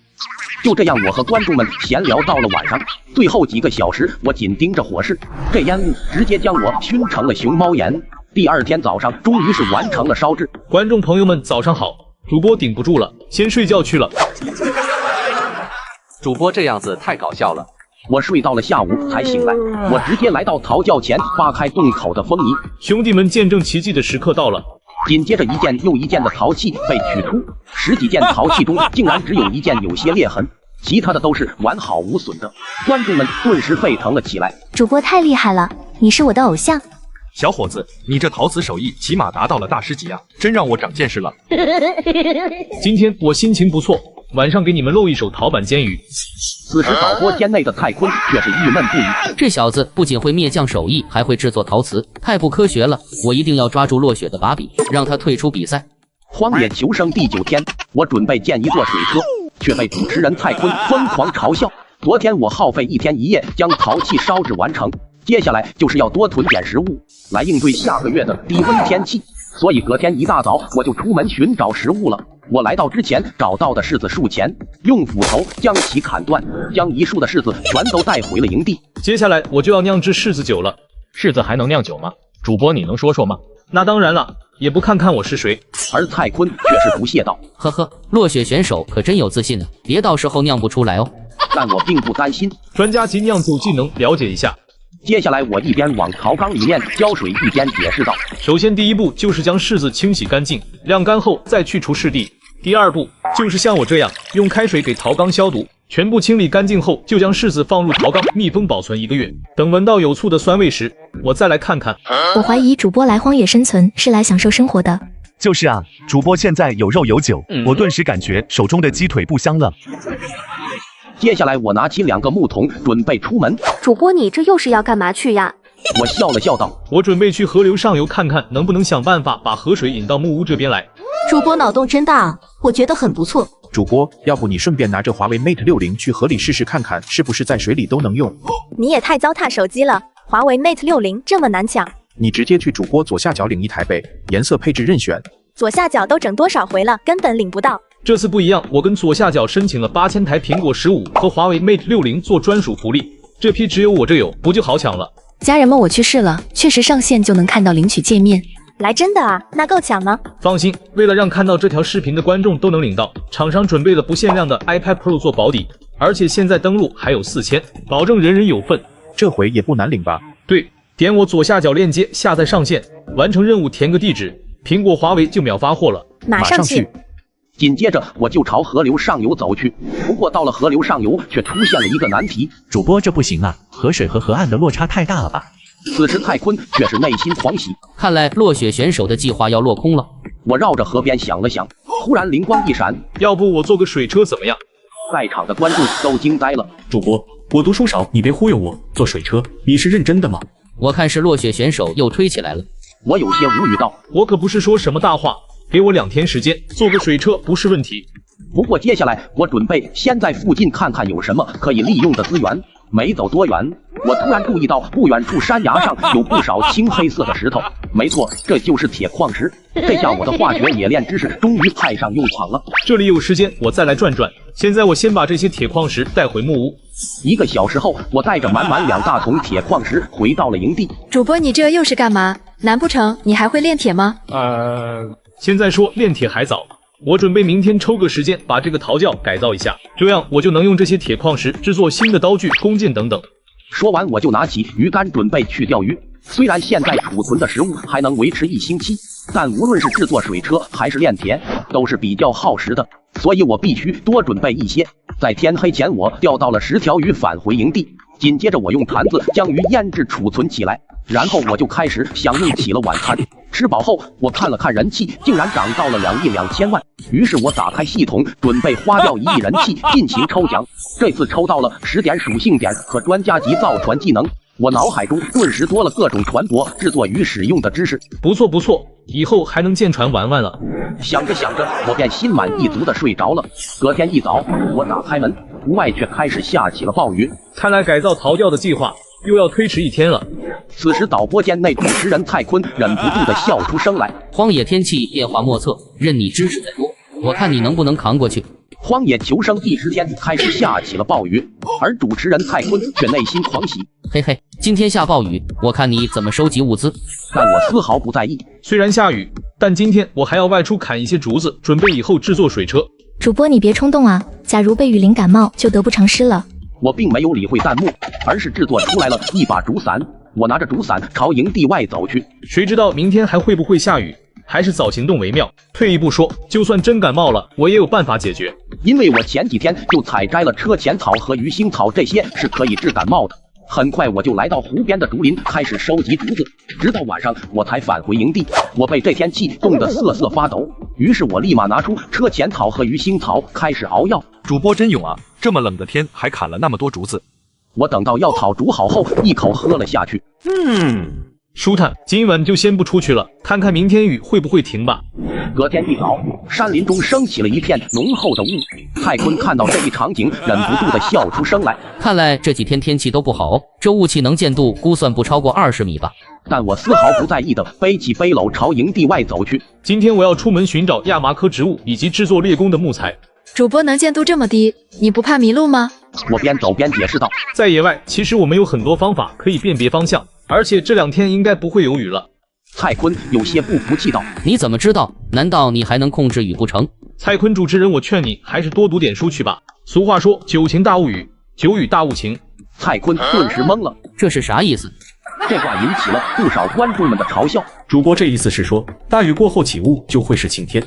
没错，不过还要等到中午太阳出来，雾气会不会散才能确定。很快来到了中午，太阳出来，雾气竟真的消失了。可我却发现这竟是我没来过的地方。嘿嘿，落雪你惨了，迷路了吧？其实辨别方向的方法有很多，课本中大家都学过。通过树冠的生长来判断，树冠茂密的一面是南面，树冠稀少的是北面。还有通过观察岩石南面比较干，北面较湿且有青苔。主播真厉害，今天又长知识了。蔡坤一脸尴尬的离开了直播间。很快我就找到了钱麻。主播小心那些毛刺，要是被蛰一下，那种又痛又痒的感觉会让你终生难忘的。我笑了笑道：“大家放心，我是有手法的。钱麻可以提取麻纤维，将其搓成麻线，就可以用来纺织哦。”随后我又在山林中找到了一些小花椒。不错不错，这下炒鱼终于可以有点味道了。接下来我在山林中探索了一下午，可惜的是并没有找到制作弓箭的紫杉木，只能勉强挑选了一棵白蜡木带回营地。忙活了一天，我准备开始炒菜了，将小花椒和盐放入锅内开始翻炒。很快香辣鱼就做成了。好香啊，大家别客气，我先开吃了。主播绝对是故意的，大晚上在荒野搞起了美食诱惑我们。就是这2天，我看主播晚上吃东西都长胖了5斤。吃饱后，我就开始制作猎弓了。虽说没有紫杉木，但是白蜡木也还凑合。然后配合之前获得的狼筋，没多久一把猎弓就制作完成了。今晚就先这样吧，明天我准备开始炼铁制作弓箭了。此时蔡坤正在祈祷着，明天一定要下雨，让这家伙的计划泡汤吧。荒野求生第12天，我准备炼铁制作弓箭，却被主持人蔡坤疯狂嘲笑。炼铁的温度高达1500度。从来没有人敢在荒野生存的时候炼铁，我相信落雪可以成功，只要你成功，我就承认你是荒野生存挑战的第1人。此时观众们却有些疑惑了，蔡坤以前不都是和主播对着干吗？今天怎么突然相信主播了？我现在把你捧得越高，等你失败就会摔得越惨。落雪，我们走着瞧。但我却不以为意，毕竟我拥有专家级冶炼知识。紧接着我就去山林中寻找灰色的岩石，将岩石磨成粉末。有了石灰粉，那接下来的炼铁过程起码轻松一半。然后我还制作出来了一个风箱以及石锤等等，光是这些准备工作就用了3天时间。接下来我就准备炼铁了。主播，你有把握吗？炼铁可是要有1500度高温哦。当然有把握，我前天找到的石灰石，主要成分是碳酸钙，制作水泥的原材料之一。不过我把它放在熔炉中，碳酸钙在高温下会分解成氧化钙，俗称石灰。石灰会和铁矿中二氧化硅进一步发生反应。就这样，我一边解释化学冶炼知识，一边动手操作。所以炼铁不一定需要融化。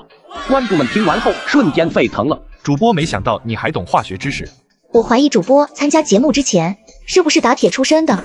我笑了笑，便开始专心打铁了。这种加热后的铁块可塑性会提高，只有反复锻打，降低其碳含量，变成熟铁后才能使用。就这样一天过去，我累瘫在了木椅上，倒头就睡。就这样持续了大半个月，我一共打造了14件铁器、10个弓箭、1把匕首、1个锄头和1个长矛。观众们都惊呆了。主播666。百炼成钢，主播这技术锻打的铁，怕是比钢也差不了多少了吧？低调低调，比钢还差得远呢。不过炼钢其实我也会。楼上的别说了，主播又开始装了。而此时导播间内，蔡坤却是郁闷不已。野外怎么可能炼铁？这也太不符合常理了。另一边，我正在练习射箭。主播射箭挺准啊，不如趁热射几只鸟回来。首先，我没惹你们任何一个人，为何要针对我？我笑了笑道：“没问题，今天就用弓箭狩猎。”就在我出发寻找猎物的过程中，导播间内发出提示：荒野生存第30天，8人退出，剩余选手11人。我微微一愣，这就第30天了，我怎么感觉没来多久呢？主播，你当然没感觉，你每天不仅吃肉，还有水果，但其他选手每天都在饿肚子。说的也是。紧接着，我继续寻找猎物。我躲在草丛中，瞬间射出一箭，一只鸟就掉落了下来。嘿嘿，今天可以吃鸟了。没想到主播剑术竟这么强，在下佩服。羡慕主播，今晚又有口福了。没事，今晚你们也有眼福了。观众顿时懵了。主播，你这说的是人话吗？也太气人了。大家别拦着我，我控制不住我的40米萝卜刀了。此时蔡坤正在补习大量的荒野知识。落雪，你等着，我一定会回来的。荒野求生第30天，我用弓箭一下午射中了10只鸟，却被主持人蔡坤疯狂嘲讽。嘿嘿，我刚收到气象台信息，明后天将会下暴雨，甚至会有洪水。但我却浑然不知，还在一边和观众聊天，一边炒着菜。好香啊！我先给大家尝尝味道怎么样。主播太可恶了，明明是荒野节目，竟然每天晚上拿美食诱惑我们。楼上的，你还是太年轻。我知道主播今晚又要制作美食，所以我晚餐留到现在才吃。我们都是老观众了，主播吃饭了，我们也开始干饭吧。直播间顿时一群人竟都开始吃了起来。隔天一早，我拿起铁锤准备去收集盐矿石，毕竟上次提炼的食盐已经不多了。很快我就装满了一大背篓。在返回营地的时候，我忽然看到有成群的蚂蚁路过。蚂蚁搬家，我连忙抬头看向天上，前1分钟还是晴空万里，现在天空却布满了乌云。大家看到这堆蚂蚁没有？接下来恐怕会下一场大雨了。主播，你怕啥？你上次大雨都出门收集物资了呢。这次不一样，你们看附近树都被吹动了起来。这一次我也不确定大雨会持续多久，所以我必须先做好防洪准备了。说完，我连忙回到营地，开始用锄头挖排水沟。主播是不是有点大惊小怪了？怎么可能会有洪水？主播说的是真的，我手机刚刚收到信息提醒，神农架附近会有局部强降雨。我顿时无语了，观众都是骗子，以前还说我比天气预报还准，结果没一个相信我。怎么感觉主播现在有点可怜？接下来我就没理弹幕，开始专心的挖排水沟。1个小时后，终于是完工了。此时风也越来越大，没一会儿大雨就下了起来。还好在下雨前将排水沟挖好了，不管这场雨下几天，我满屋子的食材根本不慌。同一时间，其他选手可就惨了。柴火被雨淋湿后，就只能躲在木屋内，被冻得瑟瑟发抖。这风好大啊，不知道我这庇护所能不能顶得住。可随着时间的推移，这暴雨竟越下越大，有个在河边驻扎的选手木屋都被洪水淹掉了一半。这暴雨太恐怖了，这要是待一晚，我恐怕要被洪水冲走了。紧接着他就拿出卫星电话，选择了退出比赛。另一边，我却在屋内炒香辣鱼。主播你心真大啊！其他选手现在都在担心木屋安不安全，你还有心思炒菜？我笑了笑，解释道：“我这里地势很高，再加上我提前挖好了排水沟，所以根本不用担心雨水涌入木屋。”说完，我又开始吃了起来。此时，导播间内接连不断的收到选手们的退出提示。白林路担忧的说道：“德爷，这次的大暴雨不会让所有选手都退出了吧？”德爷摇了摇头道：“没办法，这次大暴雨我们也没想到，明天再看结果吧。隔天一大早，德爷拿到淘汰名单，宣布道：荒野求生第32天5人退出，剩余6名选手。蔡坤连忙去看落雪有没有退出，却发现我一大早竟喝着热水和观众们闲聊着。哟，蔡坤主持人才多久没见，你这么快就想我了？蔡坤顿时懵了，可恶，竟被这家伙躲过一劫。不过荒野生存还有2个月，落雪我们走着瞧。荒野求生第32天，洪水慢慢退去，我准备先去把水车建造好，却被主持人蔡坤疯狂嘲笑。落雪选手为了能少走几步路取水而建造水车引水，简直不要太搞笑。蔡坤，你别酸了，主播有这实力，你气不气？看到蔡坤憋屈的样子，我笑了笑道：好了，我还是先准备些早餐，吃饱后再建水车去。没多久，一桌丰盛的早餐就做好了。观众们看到早餐都懵了。主播，你管这叫早餐？我在家都吃不到这么多肉，主播在荒野竟这么丰盛。我笑了笑道：吃饱才有力气干活嘛。随即我就开始了干饭模式。吃饱后，我就带着藤条、竹筒等等材料朝河边走去。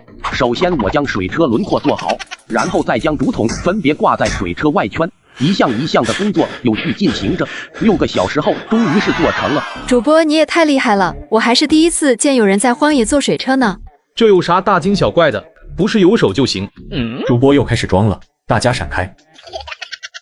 接下来就是将竹筒拼接好，直接将竹筒接到了营地的槽缸处，水流便直接顺着竹子做的水槽流了过来。主播，你这方法确实好，不过槽缸满了怎么办？不用担心，调整下竹子，把水引到后山就行。观众们看到这，瞬间沸腾了。好家伙，主播竟是不想跑河边取水，就直接造了一架水车。主播，你能再教我一遍吗？我还是没懂。于是我又开始讲解了起来。就这样一晚上过去，隔天一早，我拿着弓箭准备去森林狩猎。过不了多久就会迎来冬季，到时候食物可就不好找了，所以趁现在多囤点。森林区域在河对岸，那里我还没有探索过，说不定就会遇到大型动物。所以我变得格外的警惕。这一路上，我看到了不少的蕨菜，其中大部分都是能吃的。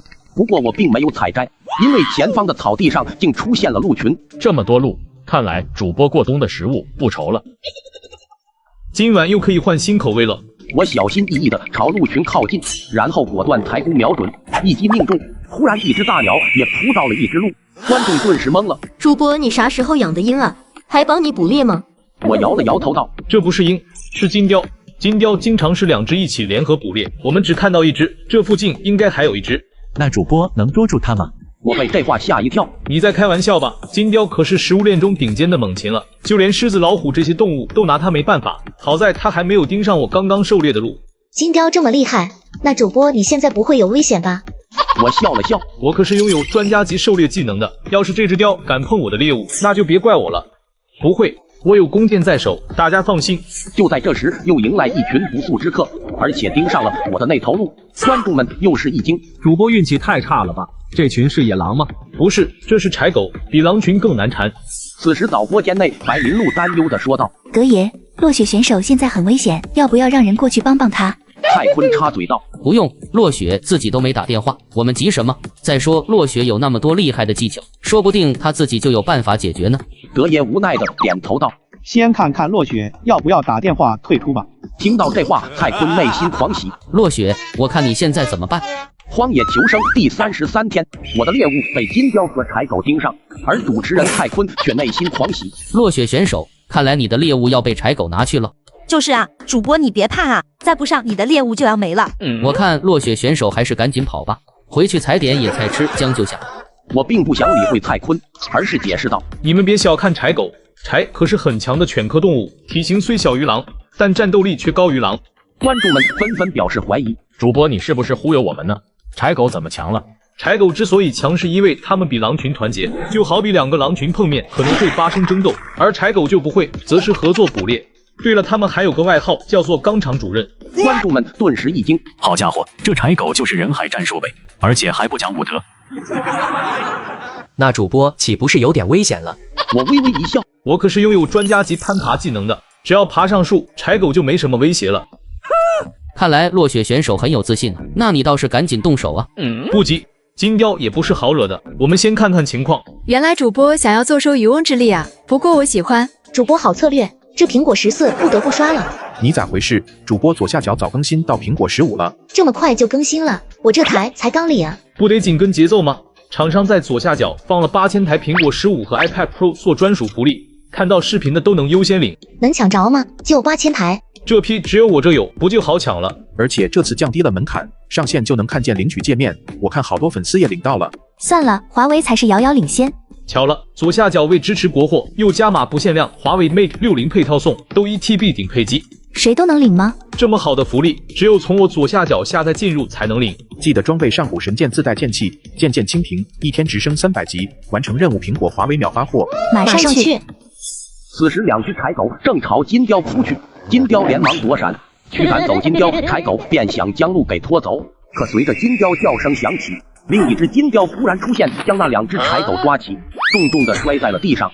柴王见势不妙，开始发出撤退的命令。好机会，柴狗开始往这边撤退了。我果断抬弓瞄准，双剑齐发，直接将2只柴狗解决。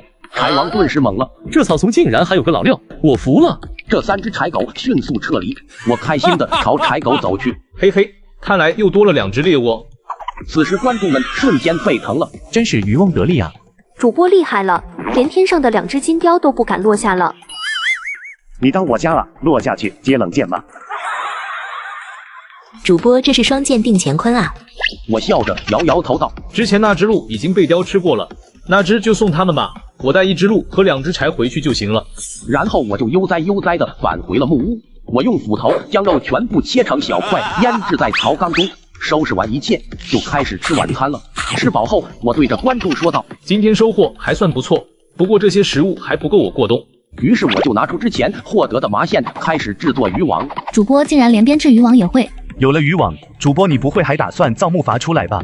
我笑了笑道：“当然了，不过如果我做，肯定不是那种简单的木筏，而是漂亮的大船。”聊着聊着，渔网就制作好了。那主播明天是不是要去捕鱼了呢？我摇了摇头道：“今天柴狗逃走了几只，他们可能会回来报复，所以我明天必须清理掉这个隐患才行。”而此时导播间内，蔡坤却是郁闷不已。没想到这次不仅没让落雪吃瘪，还让他获得了这么多物资。我要画个圈圈诅咒你。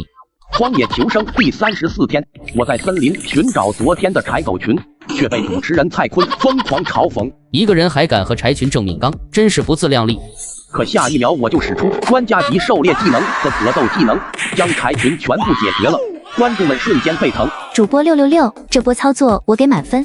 主播太强了，无论是荒野知识还是身体强度都远高于其他选手，在下佩服。离谱，这还是个正常人吗？我笑了笑，就将柴群带回了营地。看着满屋子的食物，我满意的点了点头。这里的肉起码可以吃上1个月了，不过天天吃肉可不行，还得搞点蔬菜和鱼吃吃。听到这话，观众们都无语了。主播你可是在荒野求生，竟然还想着营养均衡。我看其他主播储存了几条鱼竿就飘了，你竟然还不满足？以后天气就会降温，我可要早做准备。接下来我先开始在木屋前建造篱笆，防止我不在家时有动物跑进屋内偷食物。用了整整1天，篱笆终于是建造完成了。明天我应该就可以去建造木筏，用渔网捕鱼了。听到这话，蔡坤顿时心生一计。落雪选手这么厉害吗？那明天你肯定能造出精致的木船吧？对啊，主播肯定可以。我并没有理会弹幕，而是做起了晚餐。这蔡坤又玩这一招，想把我捧得越高摔得越惨是吗？那就拭目以待吧。隔天一早，我带着工具来到了竹林，我拿出斧头，将所需要的竹子全都砍了下来。主播，你都快将这里薅秃了。就是主播又在这破坏环境。我顿时无语的指了指地面。大家看到这里没有？这是竹笋，就算我砍掉这些竹子，到明年这个时候，这里竹子还是会长出来的。解释完，我就拿出工具开始制作木船了。1小时后，木船的基本架构已经完成。主播厉害了，接下来是不是就要拿渔网捕鱼啦？我笑了笑道：“不急，我们先试一下，看看木船能不能浮起来。”紧接着，我将木船推到湖内，浮力完全没有问题。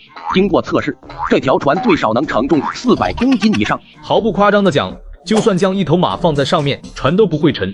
呵呵，这有啥用？昨天我还以为你会把船做得精致呢。说实话，主播你这船有点简陋了。蔡坤主持人别急，这才刚刚开始呢。紧接着我就将船拉回陆地，开始改造了起来。首先我用竹篾编了一个船棚，这样不论是刮风还是下雨都不怕了。然后再制作了一个椅子，在钓鱼或者捕鱼的时候，累了还可以坐着休息。随着时间的推移，天色也暗淡了下来，我终于是将木船改造完成。观众们顿时一惊，主播，我要抱你大腿。我开始以为这就是普通的木船，结果没想到主播竟然改造成了设备齐全的木船。我严重怀疑主播这船做出来是不是真的为了捕鱼。而此时导播间内主持人都看呆了。德爷，这木船你能1天内做出来吗？这难度太大了，落雪怎么会这么多生存技能？怎么感觉比我还有经验呢？旁边的蔡坤却是不服道，我就不信落雪这家伙什么都懂，还有2个月看我怎么对付你。荒野求生第35天，我成功建造木船，却被主持人蔡坤疯狂嘲笑。落雪，你还是太天真了。另一名梦亮选手，他做出了竹筏，可是钓了2天都没收获呢。但我并不知情，还在湖中寻找着鱼群。这湖里白条鱼很多，可个头都太小了，我根本不感兴趣。另一边，孟亮刚发现了大鱼群，直播间画面中就出现了一艘船，孟亮顿时懵了。主持人不是说附近没有村落吗？这木船是哪来的？此时我显得格外的兴奋。1个多月，终于看到其他选手了，不容易啊！随即我就向他靠近打招呼：“老哥你好啊！”而孟亮通过弹幕得知我是落雪后，丝毫感觉不到喜悦。我的木筏和他的大船相比，谁能高兴得起来呀？但孟亮还是露出一个笑容回道：“你好，落雪。老哥，你认识我？谁不知道你的大名啊？前些天又是炼铁又是做木船的，想必这船你花了不少时间吧？”我笑了笑，点点头。是的，我1个月前就开始准备了。孟亮恍然大悟，瞬间心里平衡了不少。难怪做得这么好。这时观众们都忍不住的嘲笑道：“主播，你别听落雪说的，他这船昨天1天就做好了。”我看落雪是怕打击到孟亮吧。孟亮顿时一惊：“啥？我这破木筏都做了2天，这家伙1天就把木船做好了？”我看到孟亮仿佛受到1万点暴击的样子，连忙解释道：“虽然我只用了1天。不过从1个月前我就开始收集材料了，所以没那么夸张。”这时一大群鱼游过，这里鱼真大啊，个头起码都超过10斤了。老哥，我可以捕吧？虽然我先找到，但这又不是我家的，当然可以钓鱼。不过你都没有鱼竿怎么钓？可下一秒我就拿出了一张渔网。你为啥还有渔网？老哥别问了，趁着现在鱼多，赶紧钓鱼吧。随即我大把的将鱼抓了上来，而孟亮只能默默的等待鱼儿上钩。半小时过去，所有观众都被我捕的鱼惊呆了。主播666，这么多鱼起码上100斤了吧？按照主播这种收集食物的速度，怕是能在荒野生存几年了。而孟亮那边却只钓上来1条鱼。若雪，你是个正常人吗？算了，我还是早点退出比赛吧。老哥别走啊，这2条鱼给你，接住了。说罢我就摆手离开了这里。我拿着几桶鱼返回营地，将这些鱼全部腌制在陶罐里。忙活完后，我就开始做起了晚餐。这下2个月内的食物已经储存够了，明天再采集些野菜就完美了。隔天一早我就出门寻找野菜，找了10分钟左右，我双眼突然一亮。看我找到了什么？这叶子又细又长，这玩意好像一颗葱啊。没错，这就是野葱。野葱营养价值丰富，而且还具有消肿的作用呢，关键用来做菜还能去除腥味。我一边和观众们解释，一边收集着野葱，很快就收集了满1筐。不错，今天午餐就吃大葱炒肉。此时导播间内主持人都懵了，这家伙不会真的把我们荒野求生节目搞成了荒野美食吧？蔡坤很是不服气道：“可恶，这落雪运气也太好了。不过在荒野做美食，落雪选手就不怕引来棕熊吗？”荒野求生第36天，我坐船捕获了上百斤鱼，却被主持人蔡坤疯狂嘲讽。这森林可是有棕熊存在的，落雪捕了这么多鱼，可千万别被棕熊闻到气味哦。我并不想理会蔡坤，而是准备上山采些蘑菇吃。可是找了1小时，就只采了1朵菌。蔡坤忍不住的笑出声来。看来今天落雪选手运气不好哦。就是，我看主播还是别费力气了，野山菌哪有这么容易找到？但我却丝毫不在意。反正我储存的鱼肉都够我吃2个月的了，今天就找1天蘑菇当锻炼身体了。很快我来到了一片松树林，没走多远就看到了一大片蘑菇。果然还是松树林的蘑菇多，好多蘑菇啊，羡慕了。先别羡慕，这片蘑菇表面是绿色的，其实这是一种叫毒鹅膏菌的蘑菇，是不能吃的。观众们恍然大悟，懂了，今天又长知识了。发现这种绿帽菌其实也是个好兆头，说明附近肯定还有很多菌类。整整一上午，我就找到了牛肝菌、平菇等等各种野山菌。而此时我来到了山崖附近，忽然我双眼一亮，这是松茸，观众们瞬间沸腾了。什么？竟然连松茸都有？我看那些新鲜松茸好像是1、2千块1斤呢。但我却随手丢进了背篓，然后又采了几朵。主播，你知不知道这松茸有多珍贵？什么珍不珍贵的？不就是口吃的吗？接下来我将附近的野山菌采完后，就在石头上休息。忽然前方不远处有一只毛茸茸的动物正在靠近，我被吓得一激灵。要不要玩这么大？怎么突然冒出来一个棕熊啊？主播这运气没谁了。好可爱的熊宝宝啊，说不定小熊是来找主播玩的呢。这起码300公斤的棕熊，你跟我说熊宝宝，他一巴掌，我这小身板不得直接起飞了。我连忙跳下石头，开始逃跑。主播，你胆子也太小了吧？棕熊还没追你呢。等到他追我，那我就完蛋了。棕熊的奔跑速度超过40千米每小时，耐力特别高，在野外休想跑得过一头棕熊。不过现在让我最担心的是，熊的嗅觉可以轻松闻到20公里外食物的味道。假如那头熊跟上来，闻到了我营地储存的鱼的味道，那我的小木屋也就别想要了。我一口气跑回了营地，现在我必须做好准备，防止棕熊进入营地。射箭不行，长矛不行，斧头更不行，看来只有挖陷阱这一个方法比较靠谱了。紧接着我进入系统面板，这1个月内我的人气值储存了15亿，现在是时候用了。于是我直接用掉2亿人气值，进行了2000连抽。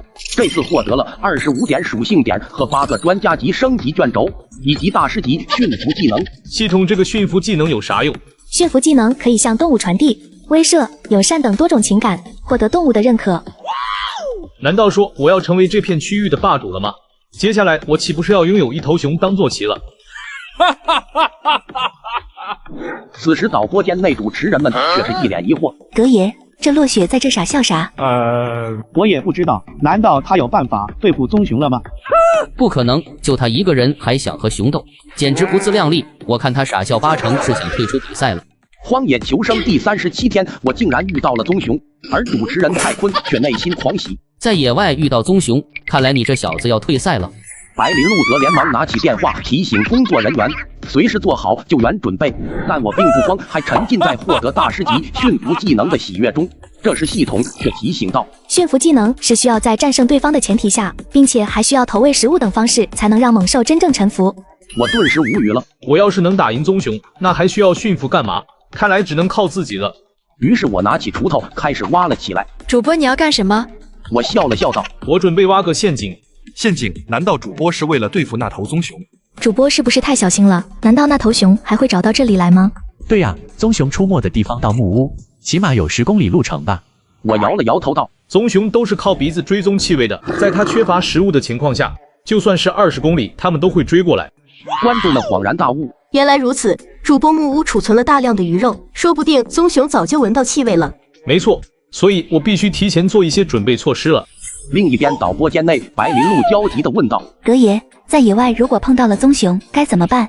蔡坤插嘴道，还能怎么办？要不然让落雪表演个装死，看能不能骗过黑熊。德爷却是摇了摇头，这样是没用的，熊可能会试探着拍打猎物，看猎物是否活着。假如真遇到棕熊出现在营地，只能祈祷熊不饿了。而此时我已经挖了一个2米多深的大坑，我心中早已有了计划，那就是设置尖刀装陷阱。我拿着手工具将竹子的2头削尖，然后将这些竹子插在了陷阱里。主播666，这个陷阱看起来很厉害的样子。落到这个陷阱里，棕熊恐怕也吃不消吧。而德爷却并不是这么认为，挖坑起码要超过6米才能困住棕熊，2米别说是熊了，人都困不住。不对啊，落雪不是还布置了竹子吗？熊的皮下脂肪很厚，竹子顶多只能让它受伤，而这样还会惹怒棕熊，所以这次落雪怕是凶多吉少了。另一边，我将草铺在陷阱上，然后就开始悠哉悠哉地做起了晚餐。我一边炒鱼，一边飞快地计算着。棕熊力量惊人，嗅觉听觉灵敏，战力可超过3米，仅仅靠这个陷阱不足以困住它。不过它的弱点就是它的鼻子，猛击它的鼻子就可能导致它晕倒。想到了办法，我便开心地吃起了炒鱼。观众们都惊呆了，主播你疯了吗？熊都快来了，你竟然在吃鱼！看来落雪选手连一点常识都没呢。熊对鱼腥味十分敏感，都不知道。我知道啊，不过我都饿一天了，总得吃饭吧。其实我是故意的，现在已经是晚上10点了，假如不用美食早点引诱熊出来，那我今天睡觉都睡不踏实了。忽然前方的树木倒下，一头棕熊出现在了我面前，我连忙将手中的鱼丢到了陷阱上，棕熊直接朝鱼飞扑过来，紧接着熊就被陷阱刺中，我心中一喜，连忙上前查看。这时2只熊爪伸了出来，棕熊站立起来想要爬出陷阱，但我并不给他机会，抡起长矛朝他鼻子戳去，棕熊眼前一花就跌回了坑里。与此同时，主持人们都惊呆了，这落雪是个人才啊，我怎么没想到呢？而蔡坤却是郁闷不已，又被这落雪装到了，我不服啊！荒野求生第37天，棕熊闯入我的营地，而主持人蔡坤却内心狂喜，但下一秒棕熊就被我的陷阱困住。我上前用长矛击打熊的鼻子，一次又一次的将棕熊给击倒，观众们都惊呆了，太离谱了，连熊都打不过主播。主播666。1个小时后，棕熊终于是筋疲力尽了。这么大的熊处理起来好麻烦啊，看来今晚又睡不成了。主播又开始装了，大家闪开。紧接着我就一边处理熊，一边和观众们聊天。主播，如果在野外遇到熊，我可以像你一样用棍子抽它鼻子吗？我笑了笑道，前提是你的棍子能抽到它。熊的反应速度并不慢，而且力气惊人。如果不是我提前用尖刀装陷阱限制住了它，我也不敢保证能打中它的鼻子。这一晚就在聊天中过去。隔天一早，我将肉全部整理好后，就跑到床上睡觉去了。接下来的2天，我每天除了砍柴就是吃饭，完全不需要担心食物的问题了。现在储存的肉和鱼都够我吃2个月了，羡慕了。我在家里都没主播在荒野吃得好。主播太强了，我看其他选手天天都在啃野菜坚持呢。这2天我都吃腻了，准备去竹林换换口味。主播你又准备干啥？今天主播就给大家展示一下如何抓竹鼠。主播好身手，给你刷点华为 Mate 60助力。不愧是大哥，这新款华为官网都断货了。主播左下角随随便便就能领个10台8台，还是全新顶配机。哪有这么好的事？骗你干啥？我这都是官方发货的，第2台也快到手了。我是验证过了才和左下角合作的，里头1万台苹果15和华为 Mate 60是人人有份。我看下载的基本都领到了，你们也赶紧的。新款的苹果15都有，该不会很难领吧？放心，上线就能看到领取界面，隔天送货到家。会不会很久才能领到？不会，你认准我左下角极速链接，装备神器上古神剑自带剑气，件件清屏，2天飙升500级，苹果华为都能快人一步拿下。我们去试试。很快我就在竹林发现了3个竹鼠洞，我上前查看竹鼠洞后，摇了摇头道：“这里的竹鼠洞并没有竹鼠，我们寻找下一个地方吧。”主播你在开玩笑吧？你都没挖，怎么就说没有呢？我指了指洞口道：“这3个洞口都是敞开的，洞口泥土很干燥，还有枯枝落叶，这些迹象都表明洞内没有竹鼠。”我一边寻找一边向观众们解释着。忽然我看到一个枯萎的竹子，于是我就在附近地面搜寻了起来。找到了，洞口在这里。洞口这么隐蔽都被找到了，主播运气也太好了吧？这可不是什么运气，竹鼠喜欢生活在芒草地和竹林中，在竹林中如果发现有竹子无故枯萎的现象，说明大概率有竹鼠。哦，原来是这样啊，我懂了。而且这里洞口被封住，泥土很新，里面很有可能有竹鼠。一般来说，竹鼠洞有4个洞口，主要分为取食道、避难道、排泄道、粮草道。我找到4个洞口，就拿出金属线开始布置陷阱。很快，一个简单的触发器就做好了，只要竹鼠经过就会被吊起来。主播，你是不是忘记在陷阱处放诱饵了？此时蔡坤又忍不住的出来嘲讽道：“我看落雪选手最近的生活太安逸了，连这种基本操作都忘记了。”我布的陷阱不需要诱饵。观众们顿时懵了，落雪选手真是越来越会吹了。飘了，主播飘了。蔡坤主持人，请动点脑子好吗？陷阱就在竹鼠家门口，要什么诱饵啊？说完，我就拿出斧头在洞口附近敲打。忽然，一个竹鼠窜出，立马就被陷阱吊在了空中。还没等众人反应，第2只竹鼠又跑了出来。我直接甩出斧头，精准命中竹鼠。这时，所有观众都惊呆了。主播这反应速度太快了吧！厉害了，主播你是怎么把竹鼠引出来的？其实也不难，这叫做敲穴金属法，通过惊吓到洞内竹鼠，将它们吓出来。很简单，都是基本操作。另一边，导播间内主持人都被这捕猎知识惊呆了。这样下去，落雪肯定能在荒野生存3个月，我必须得想个办法对付他。荒野求生第38天，我布下陷阱捉到了2只老鼠，却被主持人蔡坤疯狂嘲讽。嘿嘿，我刚收到气象台信息，荒野求生即将迎来寒潮，落雪你蹦跶不了几天了。但我却浑然不知，还在烹饪干锅煮薯。很快一锅美食就完成了。大家晚上还没吃吧？我先帮大家尝尝。观众们都习惯了，早就知道主播要干饭，兄弟们，我们也开饭了。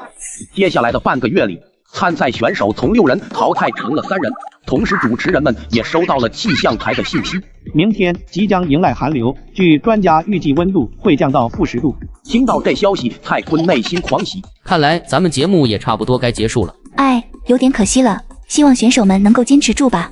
此时我正在悠闲的钓鱼，现在主播的食物根本吃不完，钓鱼都成为主播的一项乐趣了。我简直太羡慕了，啥时候出双人组队的荒野求生？我要抱主播大腿。我笑了笑，就将整整1杯鲈鱼带回了营地。隔天一早，寒流不期而至，我打开房门，被冻得瑟瑟发抖。好冷啊，今天气温下降有点猛哦。于是我回到木屋内，开始煮鱼吃。主播吃完早餐，你准备干嘛？今天还钓鱼吗？不，今天天气太冷了，我准备泡澡。观众们顿时惊呆了。什么？我没听错吧？荒野求生，你来泡澡？此时导播间内，德爷开始对韩朝分析了起来。老猎人冯李66岁，虽然储存了不少的食物和柴火，但是吃完后就必须出去寻找。冬天本来就是各种缺乏食物，就算是老猎人也很难抓到。另一名植物专家赵叔，这小身板冬天来了，恐怕也难撑几天。这么说，落雪的赢面最大吗？蔡坤却不屑地反驳道：“怎么可能？这就一毛头小子，他肯定第一个退出。我们这就去看看他。”3位主持人进入我的直播间后被惊呆了。什么情况？这家伙竟然在泡澡！说好寒流来袭呢，为什么我感觉不到一丝丝紧张的气氛？3位主持人好啊，你们不用太惊讶。其实我前2个月就为了过冬做好准备了，你看我还做出了肥皂呢。观众们傻眼了，要不要这么离谱？就连肥皂都做出来了。我跟你们说，制作肥皂其实也不难，你们只要这样，然后再那样就好了。好厉害！不过我一句都没听懂。楼上的，你没听懂，怎么知道厉害？对啊，就是因为听不懂才觉得厉害。对了，有观众在神农架山脚下吗？说说你们那里现在温度是多少？我这里8度，我这里也差不多7度。主播为什么这么问？我笑了笑道：“海拔每升高100米，气温下降0.6摄氏度左右。我现在所在的位置应该比山脚下位置高700米到1000米左右。如果按8度计算的话，我这里现在的温度应该在2至4度之间。”话音刚落，直播间瞬间沸腾了。主播竟然连温度都计算出来了。主播666，而蔡坤却是嘲讽道：“就算你猜出来温度又怎么样？这么低的温度，我看你怎么外出寻找资源。”但我却丝毫不在意，而是从木桶内拿出了一件熊皮大衣。不好意思，恐怕又让蔡坤主持人失望了。可恶，我就不信你每次都能赢我。荒野求生第60天，寒潮来袭，我在木屋内泡澡，却被主持人蔡坤疯狂嘲讽：“让你嚣张，这只是寒潮的第1天，后面几天还会更冷，我看你退不退出比赛。”但我却丝毫不在意，而是掏出了我的熊皮大衣。观众们瞬间沸腾了。主播什么时候做出来的？厉害了，没想到主播还懂得针线活，深藏不露啊！那可不，咱能文能武，根本不需要担心这寒潮。可我刚想出门，就开始下起了雨，并且气温还在进一步下降中。没办法，我就只能在家中做饭了。我熬制了一锅蘑菇汤，然后就躺在木椅上，一边喝着汤，一边和观众们闲聊着。今天这种天气不适合外出，明天再看看吧。隔天雨停了，不过温度降到了0度，但我还是选择了外出寻找食物。昨天喝的蘑菇汤真好喝，今天多去弄点来。今天的目标就是眼前的松鼠。主播又在打什么歪主意了？不会吧，松鼠那么可爱，不要吃啊！谁说我要抓它们来吃了？那主播你偷偷摸摸的干嘛呢？跟做贼一样。我只是说不吃它们，可没说不打它们的主意。我就知道主播没安啥好心。说吧，你跟踪松鼠干嘛？我笑了笑道：“当然是找它们储存的坚果了。”主播你也太狗了吧！就是你把松鼠的食物全都拿走了，它们冬天怎么过？我无语的解释道：“你们知道松鼠每年秋天会储存多少过冬的食物吗？多少？”我指了指松鼠道：“看到没有？这就是它们储存坚果的仓库，而且松鼠的储存仓库有很多，待会带你们见识一下。”很快，松鼠就抱着一个坚果回到了树上，而我则是慢悠悠地朝树下走去。松鼠看到我后，发出吱吱的警告声。无语，有老六要偷我们食物了。此时，我正在挖松鼠的仓库，各种坚果被掏出，榛子、松子、橡子、核桃应有尽有，但我却摇了摇头道：“哎，看来今天运气不咋样，都没有蘑菇。”观众们顿时懵了。主播这也太装了吧！这么多坚果还不满足吗？大家可能不知道，松鼠会根据坚果品质埋藏在不同的地方，比如这种埋在松鼠巢穴旁边的坚果就属于次一等的坚果，品质上佳的坚果，松鼠会埋藏在远的地方，那才是真正的宝藏呢。观众们这才恍然大悟，原来松鼠这么聪明啊！就算一处被发现，根本不影响它们过冬。是的，不过今天雨才刚停，不会有很多松鼠出来，只有连续几天晴天，那才是松鼠活跃的时候。说罢，我就将坚果收起，返回营地，回到木屋，削开核桃，我就吃了起来。真香！吃了几个核桃后，我意犹未尽地停了下来。核桃中脂肪比较多，吃多了不利于消化。主播，你这话多多少少有点装了。你知道其他2名选手每天都在省吃俭用，而主播却在说吃多了不消化。我也想低调啊，可是实力不允许啊。另一边，导播间内蔡坤却是郁闷不已。这家伙到底还有多少本事？怎么什么都懂呢？荒野求生第61天，我掏空松鼠的洞穴，却被主持人蔡坤疯狂嘲笑。这落雪竟然还有心思找坚果，可千万别被其他动物盯上了。但我丝毫不在意。昨天找到了不少的坚果，今天咱们继续去找松鼠。没多久，我就在几棵树上发现了松鼠。松鼠发现我后，发出吱吱的警告声，但我还在慢慢的朝松鼠靠近。这松鼠也太憨了吧！是啊，看到人竟然还不跑。我笑了笑道：“换别人松鼠肯定就跑了，但我可是有秘诀的。”观众们顿时唏嘘不已。殊不知我是使用了大师级驯服技能，向松鼠释放自己的善意，松鼠这才没跑。这几棵树并没有松鼠洞，说明松鼠可能就是在这玩耍。主播，你准备干嘛？当然是找松鼠洞。松鼠一般会将坚果之类的埋在地下的洞里，而干蘑菇松鼠则会储存在树洞里面。好家伙，这松鼠太可怜了！主播昨天掏松鼠坚果，今天又要掏松鼠蘑菇了。就这样过了1个小时，松鼠玩够后就准备返回巢穴。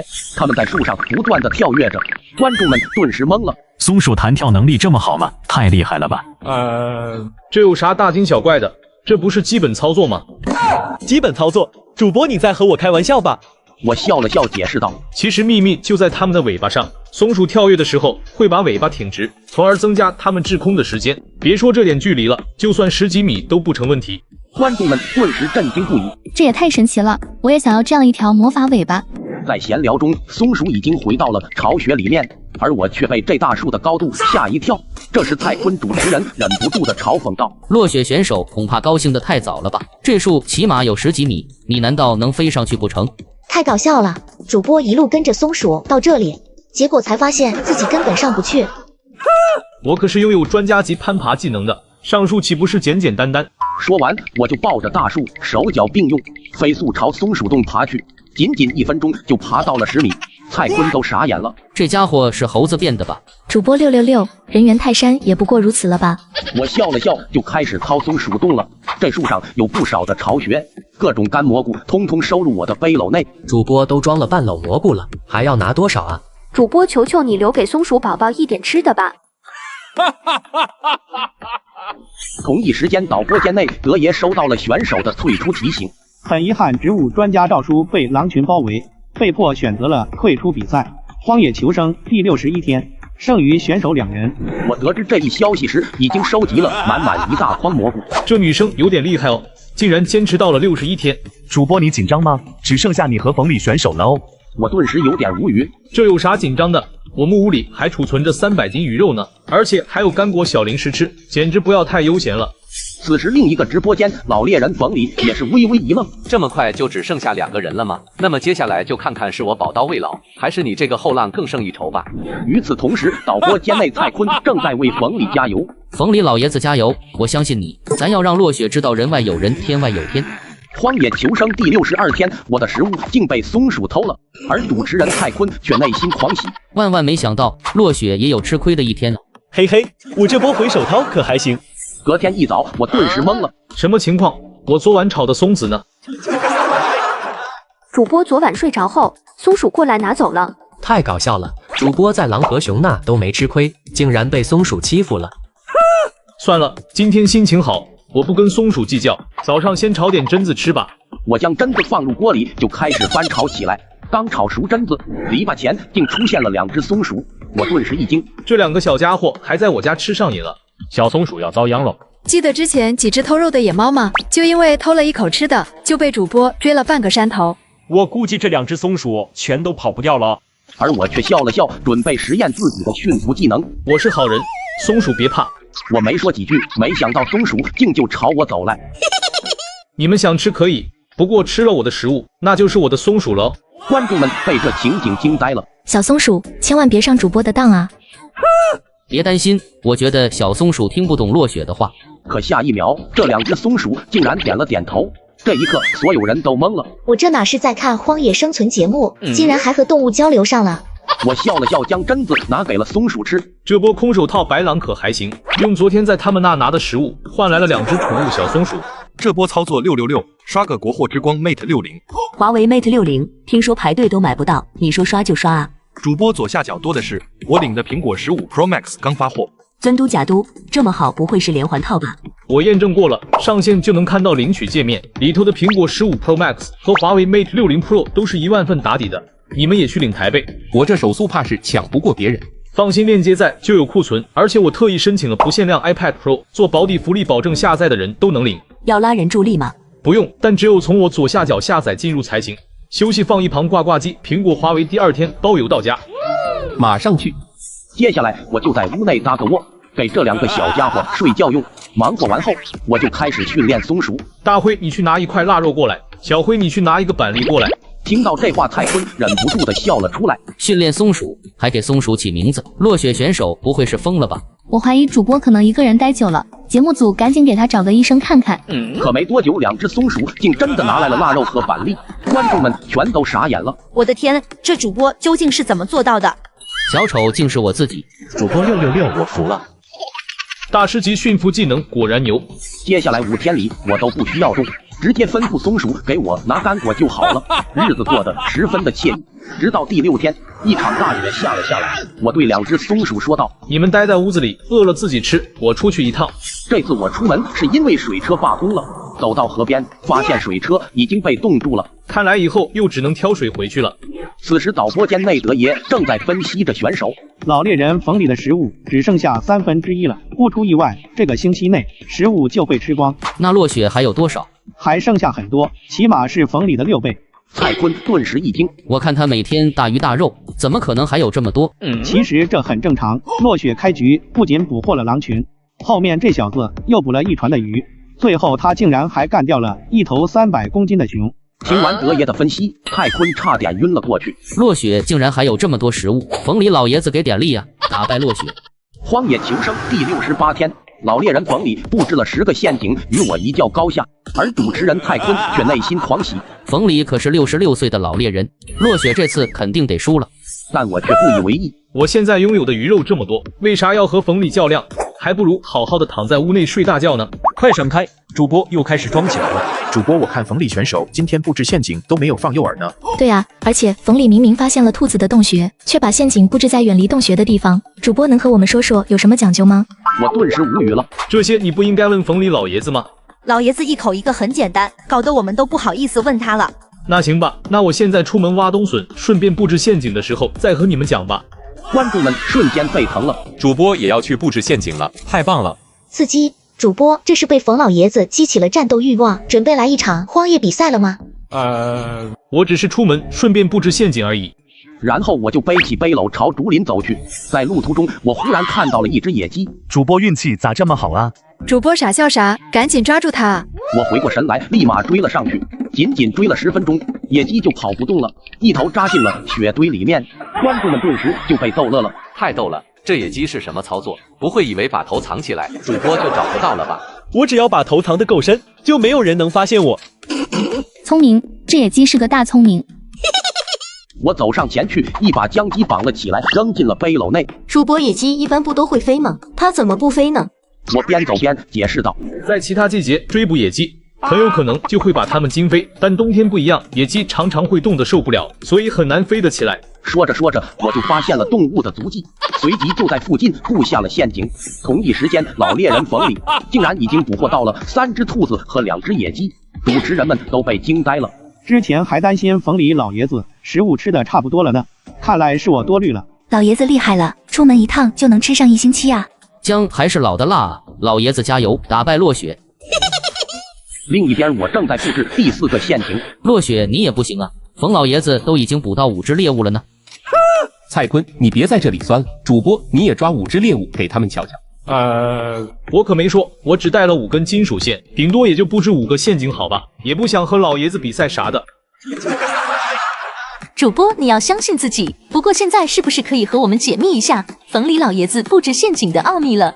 紧接着我就边解释边寻找动物足迹，设置陷阱。其实只要将陷阱布置在动物运动轨迹上，不需要诱饵也行。那为什么不选择布置在动物巢穴的周围呢？原因很简单，小动物们常常会静伏聆听、嗅探气息，离巢穴太近就会让它们蛰伏起来。观众们这才恍然大悟，原来如此，今天又学到了。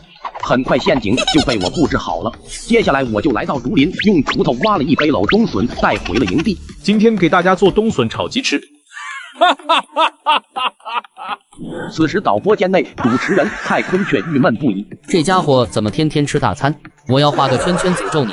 荒野求生第69天，老猎人冯李布置陷阱被云豹盯上，被迫退出了比赛，而我就这样获得了本次荒野比赛的冠军。但主持人蔡坤却是不服气的嘲讽道：“要不是冯李老爷子运气差碰到了云豹，否则怎么可能让你这小子夺冠？”但我却不以为意。云豹我可没在怕的，我保证给他收拾的服服帖帖的。随即关于云豹的知识出现在我的脑海中。云豹善于攀爬，非常灵活，每秒速度可达36米，100米只需要3秒，通常以兔子、鸟类等动物为食。虽然云豹很强，但是我可以将渔网改造下，困住云豹还是很轻松的。听到这话，观众们顿时唏嘘不已。你别吹了，有本事你行动起来啊！谁怕谁，我现在就出门。紧接着我拿起弓箭就朝森林中走去，但云豹还没碰到，却看到一头野猪。我拿起弓箭，观众们顿时慌了。主播冷静啊，放下手中弓箭，野猪你把握不住的。俗话说一猪二熊三老虎，主播别逞能了，绕道走吧。但我却笑了笑道：“我只是这几天吃腻了鱼肉，准备换换口味。而且一猪二熊三老虎说的并不是他们的实力，而是对于人类的危险程度。这头猪目测大概200斤左右，我感觉我能对付。”观众们都惊呆了，主播这是真莽夫啊！看这野猪的獠牙，主播要是被撞一下，恐怕就要直接去西天取经了吧。此时野猪正准备离开这里，观众们也松了一口气。还好，野猪没有发现主播。很好，就这样让他安静的离开吧。可下一秒，我却拿起弓箭，一箭射在了野猪的屁股上。听到小野猪要走，你问过我了吗？此时导播间内，主持人们都傻眼了。德爷，这落雪是疯了吗？要不要派人去营救啊？现在救也来不及呀，完蛋了。而蔡坤却是内心狂喜，看来落雪是被我之前说的话激怒了，这么想证明自己。另一边，我第2箭再次射中野猪，但野猪却毫发无损。我摇了摇头道：“没想到这家伙的皮还真是厚啊，比铠甲还坚韧。”野猪莫名其妙被射2箭，顿时就急眼了，瞬间朝我这边冲了过来。但我并不慌，直接使用大师级驯服技能尝试沟通。老哥，误会都是误会，我只是手滑而已。你以为我是猪脑子吗？射我2箭还敢说手滑？你小子别让我顶到你！你这野猪脾气倒是不小。我将弓箭收起，然后抽出了40米的大斧头。只见野猪快要撞到我时，我立马一个侧身躲到树后。你皮很厚是吧？那就试试拥有30点力量的我能不能砍破。10分钟后，野猪就被我彻底征服了，观众们瞬间沸腾了。主播666，硬刚野猪太猛了。主播面对野猪竟然这么沉着冷静，这冠军反正我是服了。我都不知道荒字怎么写。另一边导播间内，德爷也是松了一口气。这小子太会玩了，要是节目的冠军被野猪干掉了，那不得成为笑柄。不过落雪本来食物就还剩很多，现在又多了一头野猪，怕是再待上几个月都不成问题吧。此时蔡坤已是心灰意冷，看来这家伙生存3个月肯定没啥问题了，我就这样要输了吗？荒野求生第69天，我竟制服了一头野猪，却被主持人蔡坤疯狂嘲笑。因为落雪选手食物太多，所以节目组决定提前让落雪结束荒野求生。此时我背着野猪刚回到营地，卫星电话就响了起来。恭喜落雪选手成为本次荒野挑战的冠军。考虑你现在储存的食物，起码还能待上几个月，所以想让你提前退出，剩下的2000万奖金全部给你。我顿时一喜，太好了，感谢节目组。这时蔡坤却出来嘲讽道：“嘿嘿，落雪你气不气？我们之前的赌注生存3个月就不作数喽。”蔡坤怎么哪都有你？就是，你看主播稀罕你赌注的那点片酬吗？看到观众们纷纷站出来为我说话，我心里有些暗爽。没多久，节目组的所有人以及选手全都来到了森林里进行拍照留念。落雪，你以后有什么打算吗？我想了想道，以后我准备前往世界各地进行荒野求生直播，带大家了解世界各地的动植物。不错，到时候我也会来捧场的，主要是偷偷学点技术，我要打破3天饿9顿的外号。我笑了笑问道，德爷这次奖金啥时候给我？差点忘了，节目组的2000万奖金和你收到的礼物加起来一共1亿8000万，马上给你。我顿时一惊，没想到礼物竟然有这么多，这下妈妈的病终于能治了。接下来我回到了医院，给老妈请了特别厉害的外科医生，手术结果不出意外相当的成功。转眼间3个月过去，老妈身体已经好的差不多了。我也是时候开始新的冒险了。我查看系统，上面显示我拥有10几种生存技能，人气值也达到了惊人的30亿。于是我打开系统商城，准备为新旅程买些新装备，比如护目镜、登山靴、水壶、兵工铲等等。很快求生装备就堆积如山了。我再往下翻，竟发现还有潜水艇，连潜水艇都有。我这是去度假还是荒野求生啊？不过这需要20亿人气，我瞬间失去了兴致。接下来我再用5亿人气买了属性点，将我的所有属性全部提升上去。检测属性点一出，请勿再买。啥意思？属性点就不能买了吗？是的，目前属性值50满值。那行吧，将所有属性提升到50点，也就相当于正常人的5倍体质。不过50就是极限了吗？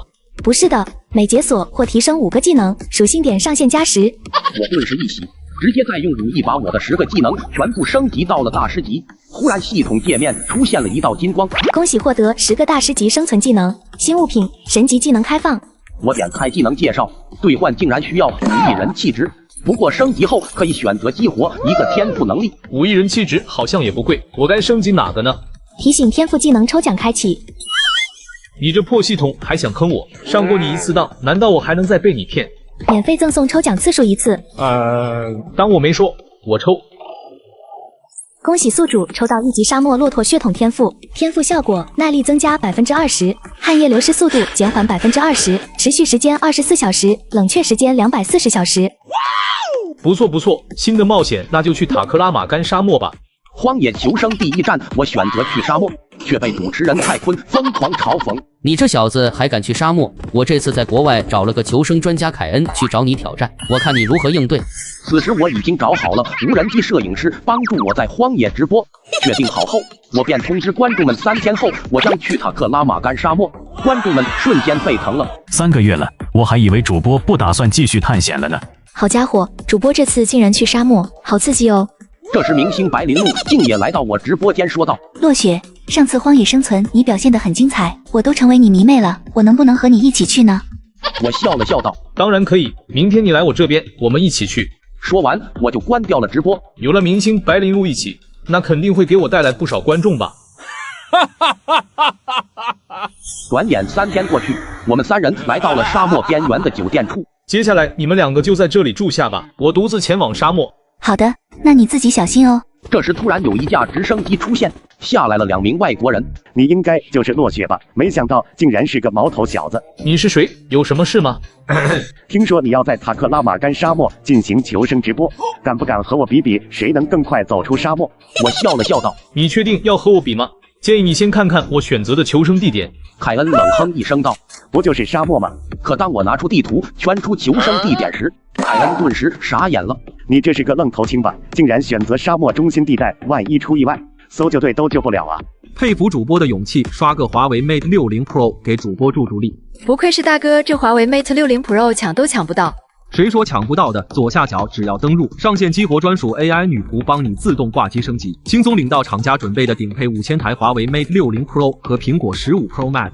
切，这种链接居然也有人相信的？我这发货短信都在这还能有假？还真是，我上线就能看见领取页面。为了回馈粉丝，好不容易给大家争取到了一波福利，验证过才放在左下角，再带上龙王吞噬进阶，幻化成石阶冥河龙王，让战力暴涨几百亿，华为苹果都能轻松领到，而且现在上线就能直接领888红包。那我也赶紧去抢一台。还没比这就怕了吗？一旁的凯恩助理问道，大哥怎么办？咱们要和这个疯子比吗？我都答应蔡坤了，现在退缩岂不是很没有面子？怎么了？怕了吗？呵呵，那就试试。但是我警告你，沙漠可不比山林，你之前的求生技能在沙漠大部分都用不上，找不到水源3天都待不下去哦。不用你提醒，我都知道。那咱们现在就出发吧。随即我拿起装备就上了他们的直升机。半小时过去，我们来到了沙漠的中心地带。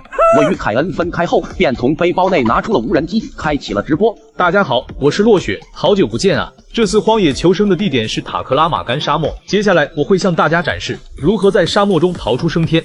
刚介绍完，直播间人气竟然达到了2000多万，终于等到主播开播了，不容易啊！还是我喜欢的沙漠求生，支持支持！看到这人气，我内心狂喜。没想到我消失了3个月，竟然还有那么多观众等着我。接下来我就一边走一边给观众们科普沙漠知识。我这次携带的求生物品有3样：一把匕首、一个水壶以及一个背包。首先，我们先确定求生方向，我们可以用影中法，拿一个木棍看影子辨别方向。主播，你是不是忘了你是在沙漠，周围连枯木都没有？没有树枝没关系，我还有匕首。就像这样，将匕首插入平地上，然后注明影子所在位置，顶端用石头标出。15分钟后，再标出匕首投影的顶端位置，2点间的连线就会给出东西方向。主播666，今天我又学到了一点。另一边，凯恩也开启了直播，正躲在树下乘凉。这时，泰坤有些气愤地说道：“凯恩，你干嘛呢？赶紧赶路啊，别让落雪追上你。”现在是中午，天气这么热，不适合赶路。再说，我才不相信这毛头小子能够走出沙漠。我只要保持体力，等落雪退出就行了。荒野求生第1天，我竟开始用药制作蒸馏水，却被主持人泰坤疯狂嘲笑。落雪选手这才第1天，你竟然就开始喝这玩意了？但我却丝毫不在意。没办法，在沙漠中我必须利用一切可以利用的资源。虽然我还有一瓶水，但我的尿也不能浪费，将尿里的水分蒸馏出来。观众们瞬间沸腾了，主播这波自给自足，属实厉害了。主播666，大概等了半小时左右，塑料瓶中蒸馏出了小半瓶水。我拿起塑料瓶，一口饮尽。喝完后，我再次用影中法确定方向。主播，你上午不是已经确定方向了吗？为什么还要再确定一次？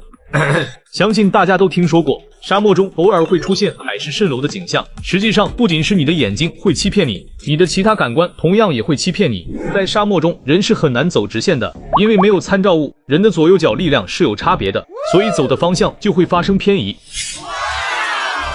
原来如此，怪不得都说在沙漠中迷路的人都在转圈圈呢。确定好方向后，我就开始翻越一个接一个的沙丘，直到太阳落山，我才停下。现在我必须找到一个庇护所，沙子的比热容很小，它们升温快，降温也快。白天沙漠中可达到恐怖的60度，而晚上则会下降到5度左右。于是我找了一些枯木，用钻木取火的方法生起了火。今天走了那么久的路，一点食物都没吃，太难了。落雪，你这点就不行吧？德爷我3天饿9顿都没抱怨过呢。也不怪主播，之前荒野求生天天大鱼大肉，这下到沙漠什么都没得吃了，落差挺大的。明天我就能离开沙漠中心了，应该就能找到食物吃。说完我就睡下了。隔天凌晨3点，我被冻醒了。好冷啊！不行，我必须活动起来。我抬头一看，顿时愣了一下，这是北极星，刚好可以辨别方向。主播，你这是干嘛去？难道是要跑路了吗？我笑了笑道：“没错，我准备趁着星光赶一段路，顺便还能运动，维持身体的热量。”就这样，不知走了多久，北极星消失了，天也渐渐亮了。我站在沙丘上，双眼顿时一亮。大家看到没有？那是一颗胡杨。我连忙朝胡杨跑去，或许我可以在这里找到一些食物。这时泰坤却出来嘲讽道：“不就是一个枯树吗？有什么好高兴的？落雪不会是疯了吧？”话音刚落，我就见树下的沙子动了动，我瞬间抽出匕首朝那扑了过去，霎时间尘土飞扬。片刻后，我竟掏出了一只虫子。大家看看，多肥美的一只沙漠甲虫啊！观众们都惊呆了。主播，你从哪看出这只甲虫肥美了啊？主播，你不会想要吃这东西吧？不要啊，我还在吃饭呢，太恶心了。我并没有理会弹幕，一口将甲虫吃了下去。主播，你是真下得去口啊？这是啥味道？相信我，这玩意你们绝对不想吃。要不是它能给我补充蛋白质，我都不想吃。另一边，凯恩刚刚醒来，今天又是元气满满的一天。观众朋友们，你们知道落雪退出了没有啊？听到这，观众们顿时被逗乐了。主播你也太搞笑了吧！落雪凌晨就出发赶超你了，而且还吃上了早餐呢。凯恩顿时懵了，什么情况？这家伙难道还真有些本事不成？荒野求生第2天，我吃到了第1顿早餐，却被主持人蔡坤疯狂嘲讽。嘿嘿，我刚刚收到消息，塔克拉玛干沙漠明天将会有沙尘暴，我看你该怎么办？但我并不知道，还在沙土中寻找着食物。运气不错，抓到一只黄肥尾蝎。观众们顿时一惊，主播小心啊，这不是有毒吗？你这都敢吃？这只蝎子确实有毒，但是只要用匕首将它尾刺切下，那它就是无毒的了。说完，我又开始在沙土中翻找，没多久又抓到了5只沙漠甲虫。我将蝎子和甲虫一口气全部吃下，顿时就流出了幸福的泪水。为了蛋白质，我拼了！看到这一情景，观众们都被逗乐了。主播666在下佩服。主播你这都没有吐，是怎么做到的？我并不想理会弹幕，而是开始继续赶路，翻越一个接一个的山丘。中午太热，我就在树下休息。下午继续出发。经过1天的赶路，我的精神状态有些差，就连水壶里的水都被我喝光了。直到太阳落山，我才停下了脚步。我现在站在一个巨大的沙丘顶上，前方下坡是一个超长的沙丘。今天就走到这里吧，天就快黑了，这坡度都超过60度了，我可不想摔一跤滚下去。接下来我就在附近的胡杨树下生起了火，然后又在附近挖了一个沙坑，将水壶放到坑底，盖上塑料薄膜。主播又准备用尿制作蒸馏水吗？白天水分都变成汗液流失了，我现在哪还有尿？不过我确实打算收集一些水，但用的是冷凝法取水。观众们瞬间沸腾了，沙漠中还能这样取水？主播赶紧和我们说说。我笑了笑道，沙漠中白天气温很高，夜晚气温骤降，空气中的水分受冷会凝成水珠。我一边解释，一边用匕首在胡杨树上捣鼓着什么，很快我就制作出了一块光滑的木板。不错，很合脚哦。观众们又是一惊，主播做的这木板，你们有没有发现似曾相识？好像滑雪运动员一样。主播想象力也太丰富了吧，滑沙都来了。我笑了笑道，没错，明天天亮我就准备滑下去，省时又省力。这时蔡坤却出来嘲讽道，落雪真是会吹啊，滑沙都说得出口，别到时候全程滚下去哦。但我丝毫不在意，我可是拥有大师级滑板技能，里面滑雪、滑水、滑草、滑沙样样精通。接下来我就将沙坑内的水壶拿了出来，倒入口中，没想到竟真的有水。主播厉害了，不得不说这方法真的太棒了。是啊，没想到在沙漠中还能这样取水，学到了。喝完水后，我就开始睡觉了。隔天一早，我被风吹醒，我回头一看，顿时懵了。只见身后黄沙蔽日，竟然是沙尘暴。此刻所有人都惊呆了。主播快跑啊！我反应过来，立马踩上滑板，猛然朝山坡下滑去。但沙尘暴的速度何其快，转眼就要将我吞没。这下落雪终于是要遭殃了。可下一秒，我猛然加速，整个人都飞了起来，在空中一个360度翻转，稳稳落在了地上。观众们瞬间沸腾了，主播太强了，这就是滑沙的魅力吗？就是啊，这沙尘暴也太弱了吧，沙尘暴都比不过主播的速度。蔡坤都看懵了，落雪啥时候学的滑沙？沙尘暴竟然都没他快。荒野求生第3天，沙尘暴来袭，而我却将沙尘暴远远甩在了身后。但凯恩那边就没那么好运了，直接被沙尘暴淹没。2小时后，沙尘暴退去，救援队才将凯恩带离了沙漠。此时蔡坤却是郁闷不已，可恶，我在外国请来的求生专家竟然比不过落雪，真是没用啊。另一边沙尘暴朝其他方向肆虐而去，我这才停下，笑了笑道，兄弟们，主播这波操作如何？说完这话，我就累瘫在了地上，观众们瞬间沸腾了。主播666简直太帅了，和沙尘暴比速度太刺激了。休息了一会儿，我便起身继续赶路了。没走多久，我竟看到了一只蛇。大家快看，如果我没猜错的话，那石头后面大概率是一条沙蟒。我拿出匕首，小心翼翼地接近，但还是惊动了沙蟒。沙蟒刚想逃跑，我直接一飞刀，精准命中沙蟒。主播，这是什么蛇啊？我走上前，将蛇提起，笑了笑道：“这是一条红沙蟒，是亚洲地区沙漠常见的蛇类之一。今晚终于有点像样的蛋白质了。”夜晚来临，我升起了篝火，将蛇放在火上翻烤。又到了吃播环节，大家随意，我先吃了。没多久，我便吃完了。然后我将收集冷凝水的沙坑布置好，便开始沉沉的睡去。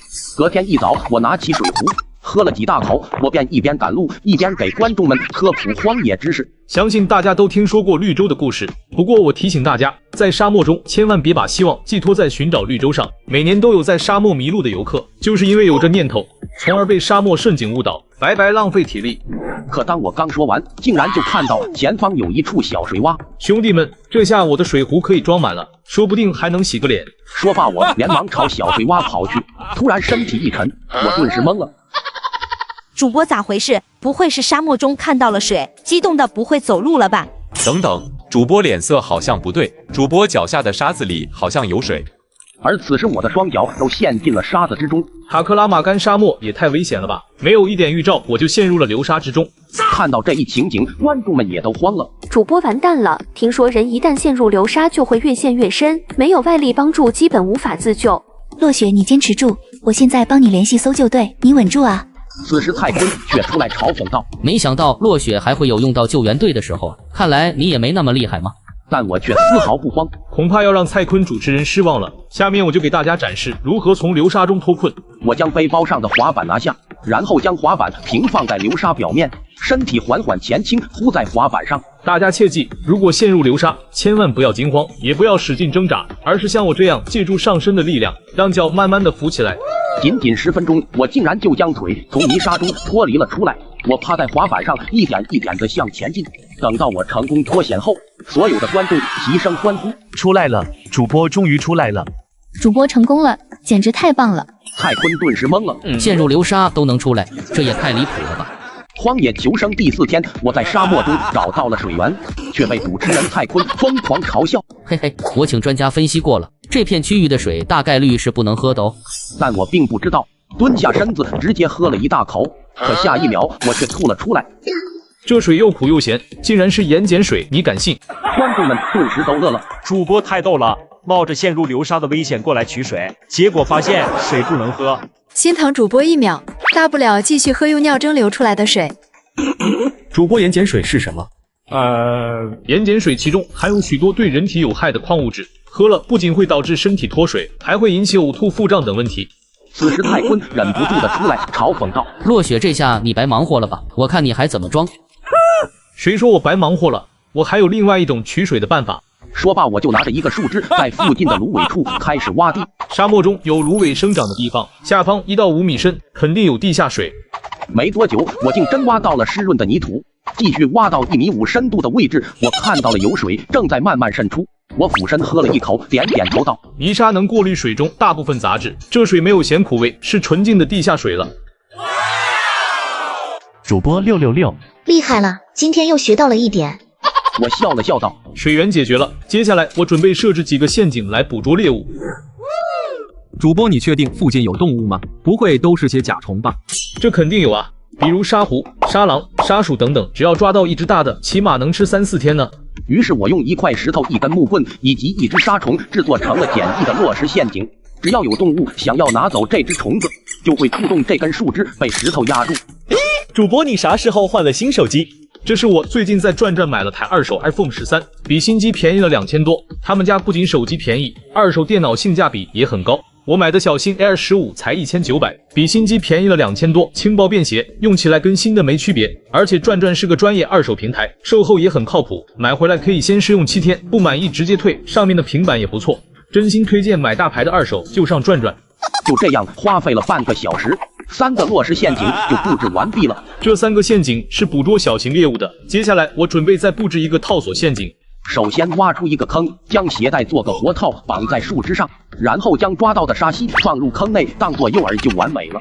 观众们都懵了。主播，你不会跟我说挖个沙坑就会有动物跳进来吧？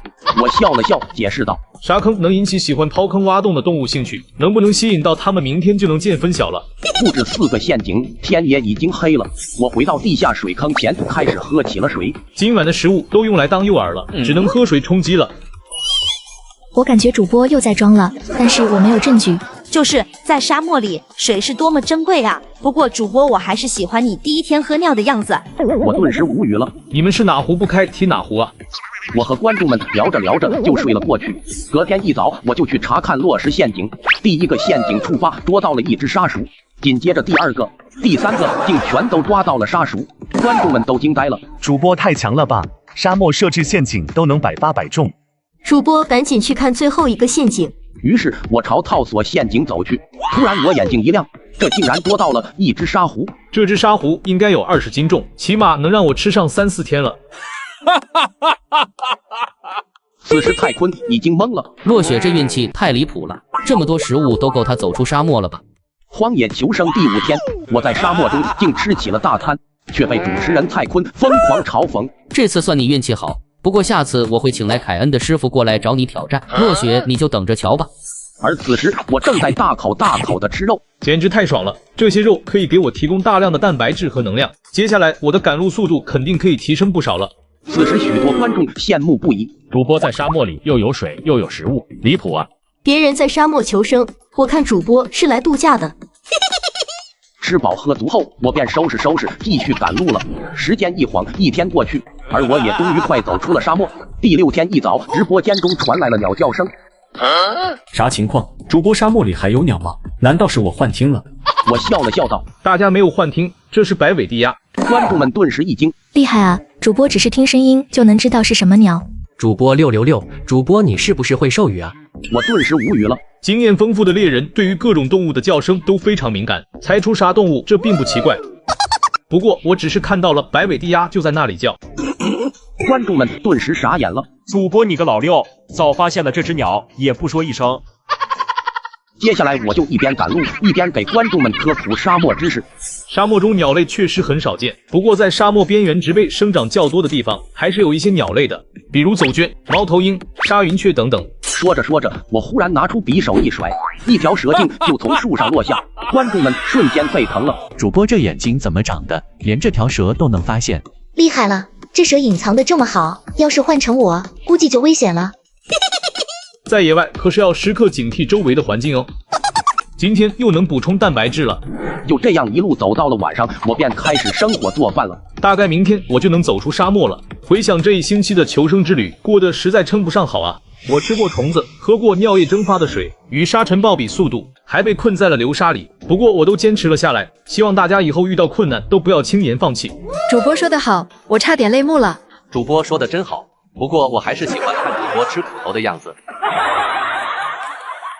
隔天我没走多久便来到了公路上。主播这么快就到公路了，这趟沙漠之旅是不是就要结束了？我点点头道：“没错。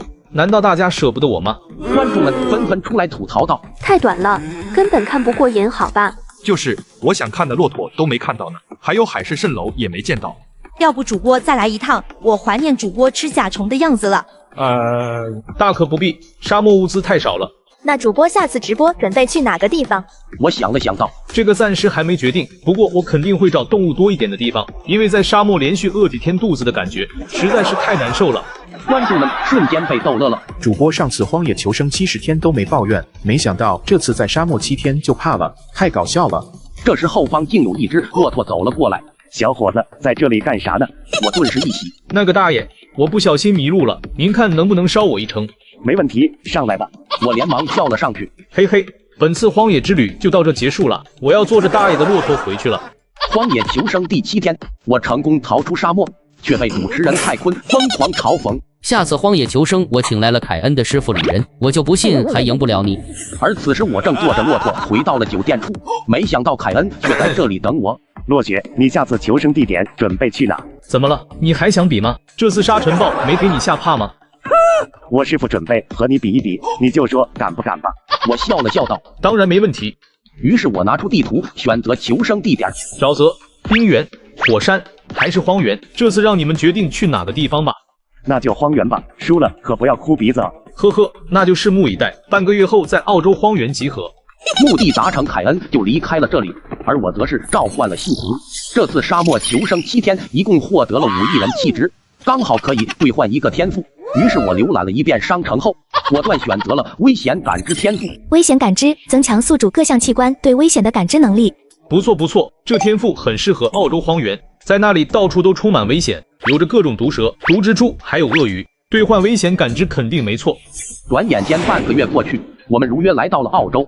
这次我要去的是澳洲的金伯利高原。首先，我们去当地租了一架直升机，然后找了一个本地向导。向导听到我们要去金伯利中心地带，顿时一惊：“客人，我劝你们不要去了。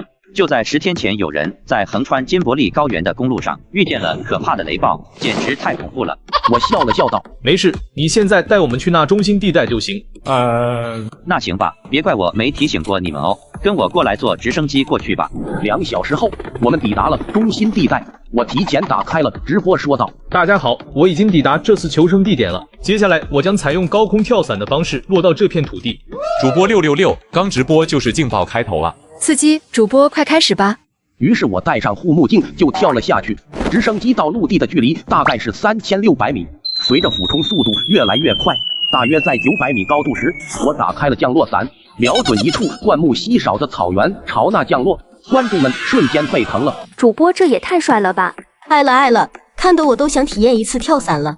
我成功降落后，便笑了笑，对观众们说道：“本次我将徒步走完这金伯利高原，并会向大家展示如何在这片大陆生存。这次我带的工具只有4样：一把小刀、一个水壶、一块手表和一块打火石。”此时蔡坤却出来嘲讽道：“大家知道在这里可是拥有120种毒蛇，落雪才带这点东西，千万不要被蛇咬了哦。”但我却不以为意，在我眼里全都是蛋白质罢了。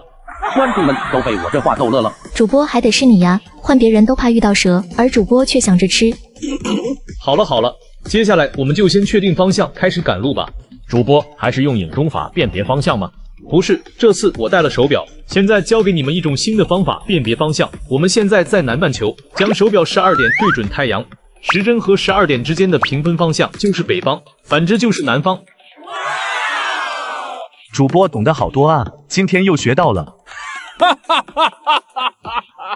另一边，李文却在跳伞的过程中被卡在了树上，蔡坤都看懵了。你不是凯恩的师傅吗？怎么这么弱？荒野求生第1天，我竟然遇到了毒蛇，而主持人蔡坤却内心狂喜。嘿嘿，这可是棕翼奥蛇，毒性很强，我看落雪还是绕道走吧。但我却丝毫不慌。主播今晚能不能吃上饭，就指望这条蛇了。随即我捡起棍子，摆出攻击姿态。这一刻，所有观众都懵了。主播看到毒蛇竟然不跑，还想着吃。不愧是打败过熊的男人，主播胆子就是大。我可是毒蛇，能不能有一点尊重？棕翼奥蛇吐着信子，不断地发出警告声，而我却笑了笑，给观众们科普知识。一般蛇类只有在受到威胁的时候才会选择攻击人类，但眼前的棕翼奥蛇则不同，它们喜欢攻击那些正在睡梦中的人，所以大家遇到这种蛇千万要当心。所以主播这是准备先下手为强了。没错，为了防止棕翼奥蛇晚上偷袭我必须先给它吃了。放屁！我明明只是路过，没想咬你。先下手为强，后下手遭殃。不管你对我有没有想法，反正我对你挺有想法的。就在此时，棕翼奥蛇瞬间朝我袭来，只见我手臂猛然一甩，木棍精准抽在了蛇头上。我不给它反应时间，再次一棍将蛇头砸进了泥土里。观众们都惊呆了，为何主播速度这么快，连蛇都反应不过来？主播666 2棍定乾坤啊！低调，基本操作而已。但是大家遇到毒蛇千万不要学我，毕竟我可是拥有系统的男人。然后我就将蛇拿起，开始寻找水源。半小时后，我来到了一处峡谷，观察周围的环境，我微微一愣，前方有一棵断掉的树。大家看到这棵断掉的树了吧？我分析应该是洪水冲过造成的。这个地方哪来的洪水？主播，你走了这么久，别说水洼了，一滴水都没看到，好吧？我笑了笑道：“谁说没有水？我这就挖给你看。”于是我在一颗巨石下开始挖地，大概挖了30公分深，就有水渗了出来。好了，半小时后我们再来取水。接下来我们就先搭建好庇护所吧。这里到处都是干木头，扎营生活都非常方便。我一边收拾木头，一边说道：“其实，在山谷中扎营有个很大的危险，就是洪水。”主播，天气这么热，怎么可能会有洪水？这么想你们就错了。在金伯利雨季，天气变化莫测，白天的天气虽然非常炎热，但到了晚上气温降低，很有可能就会下起暴雨。所以为了防止地面积水，我接下来搭建的庇护所也要保证离地面1米以上。就这样，没多久我便搭建好了简易的庇护所。我满意的点了点头，完美。这样一来，就算下雨也不怕了。接下来我就去水坑处收集了一壶水，然后拿出打火石开始生火烤蛇。而这时阳光突然暗了下来，一大片乌云竟飘了过来，我顿时懵了。不会吧，真被我说中了吗？随着风越来越大，周围的树木也被吹得哗哗作响。我连忙跑回庇护所，紧接着一声炸雷把我吓一激灵。上一秒还是晴空万里，下一秒竟就要下雨了。主播简直是预言家啊！此时泰坤却忍不住的出来嘲讽道：“没想到在荒原的第一天，落雪就要遇到暴雨，真是天助我也啊！”荒野求生第一天暴雨来袭，而主持人泰坤却内心狂喜。嘿嘿，让暴风雨来得更猛烈些吧，没多久峡谷就会被山洪淹没。此时我已经汗流浃背了，天空中不断的划过闪电，树木也被吹得哗哗作响。主播你怕啥？你不是已经做好庇护所了吗？这简易的庇护所根本没啥用，好吧？只要这暴雨持续1-2个小时，我待的这个峡谷就很有可能爆发大洪水。希望这场雨不会下太久吧。说罢，我就将水壶放在屋外接满水，然后在屋内烤起了蛇。主播，这时候你不应该紧张吗？怎么还吃起来了？我笑了笑，解释道：“没办法，毕竟外面下着暴雨，在黑夜中盲目行动更加危险，还不如该吃吃，该喝喝呢。”半小时后，蛇肉烤好，而这时这场暴雨也停了。真香啊！雨停了，美食好了，心情美美哒。我先吃了，大家随意。泰坤顿时无语了，老天啊，雨怎么就停了？我愿用10年寿命换来更猛烈的暴风雨。老天，你听到了吗？下一秒，无数道闪电不断的浮现在天空中。我开玩笑的，别当真。此时我惊坐而起，怎么又下暴雨了？这下麻烦了。可惜了，我这庇护所刚建好就要没了。随即我就一边科普山洪遇险的求生知识，一边观察水位情况。大家把关注和小心心点一下，点了的记得去我左下角领手机。我去，主播大气啊！华为 Mate 60，我上次领的苹果15都用好几天了，发货短信这呢。不过我当时没看到华为啊。左下角大厂的年底福利，准备了不限量的苹果15 Pro Max， 还新加了1万台华为 Mate 60 Pro， 上线就能看到领取界面，记得带冥河龙王吞噬进阶，升级嘎嘎快，华为苹果轻松到手。能免费领这么多，不得拉几10个人助力？大厂推广有保障，我确定能领才放的链接，认准我左下角3-5秒下好。还可以去神兽岛解锁1万种神兽，装备极品红装，战力破亿，飞速升级，轻松霸榜第一。华为苹果快人发货，官方只有到家，现在登录还能直接领888新年红包。我现在就下载。我再去领华为和新年红包。随着水位不断的上升，忽然巨浪来袭，整个峡谷一瞬间就被洪水淹没，观众们顿时慌了。主播不会没了吧？赶紧叫救援队救主播吧！这可是荒原，方圆千里荒无人烟，不可能有搜救队的。好在没多久我就浮出了水面，水面上不断的有木头袭来，还好我抓到了一根漂浮的枯木，这才有了一丝喘息的机会。观众们瞬间沸腾了，主播没事，太棒了！主播666，千万要挺住啊！虽然落雪抓住了浮木，但是后面要是碰上洪水中的漩涡和暗流，他要怎么应对？此时我没有时间看弹幕，黑夜中下着暴雨，我只能借着闪电的光亮才能看清远方。看到前方10几米处的巨石，我顿时一喜。山洪的特点就是来得快，退得也快，只要我到石头上就暂时安全了。随即我拿到一根木棍当作船桨，开始反向滑动浮木，观众们都惊呆了。不会吧，主播难道想这样游过洪水吗？真是愚蠢，在这样的灾难面前，人力根本无法和大自然抗衡。我看落雪就是失去了理智，白白耗费体力罢了。但是随着我不断的换位躲避漩涡，并且离巨石越来越近，这下观众们才反应过来，主播根本没有慌，相反他还非常冷静，从始至终目标就是那颗巨石。主播加油，就差一点了，我们相信你。不对，主播要怎么接近那块石头呢？以现在的漂流速度，碰到巨石，岂不得被撞骨折啊？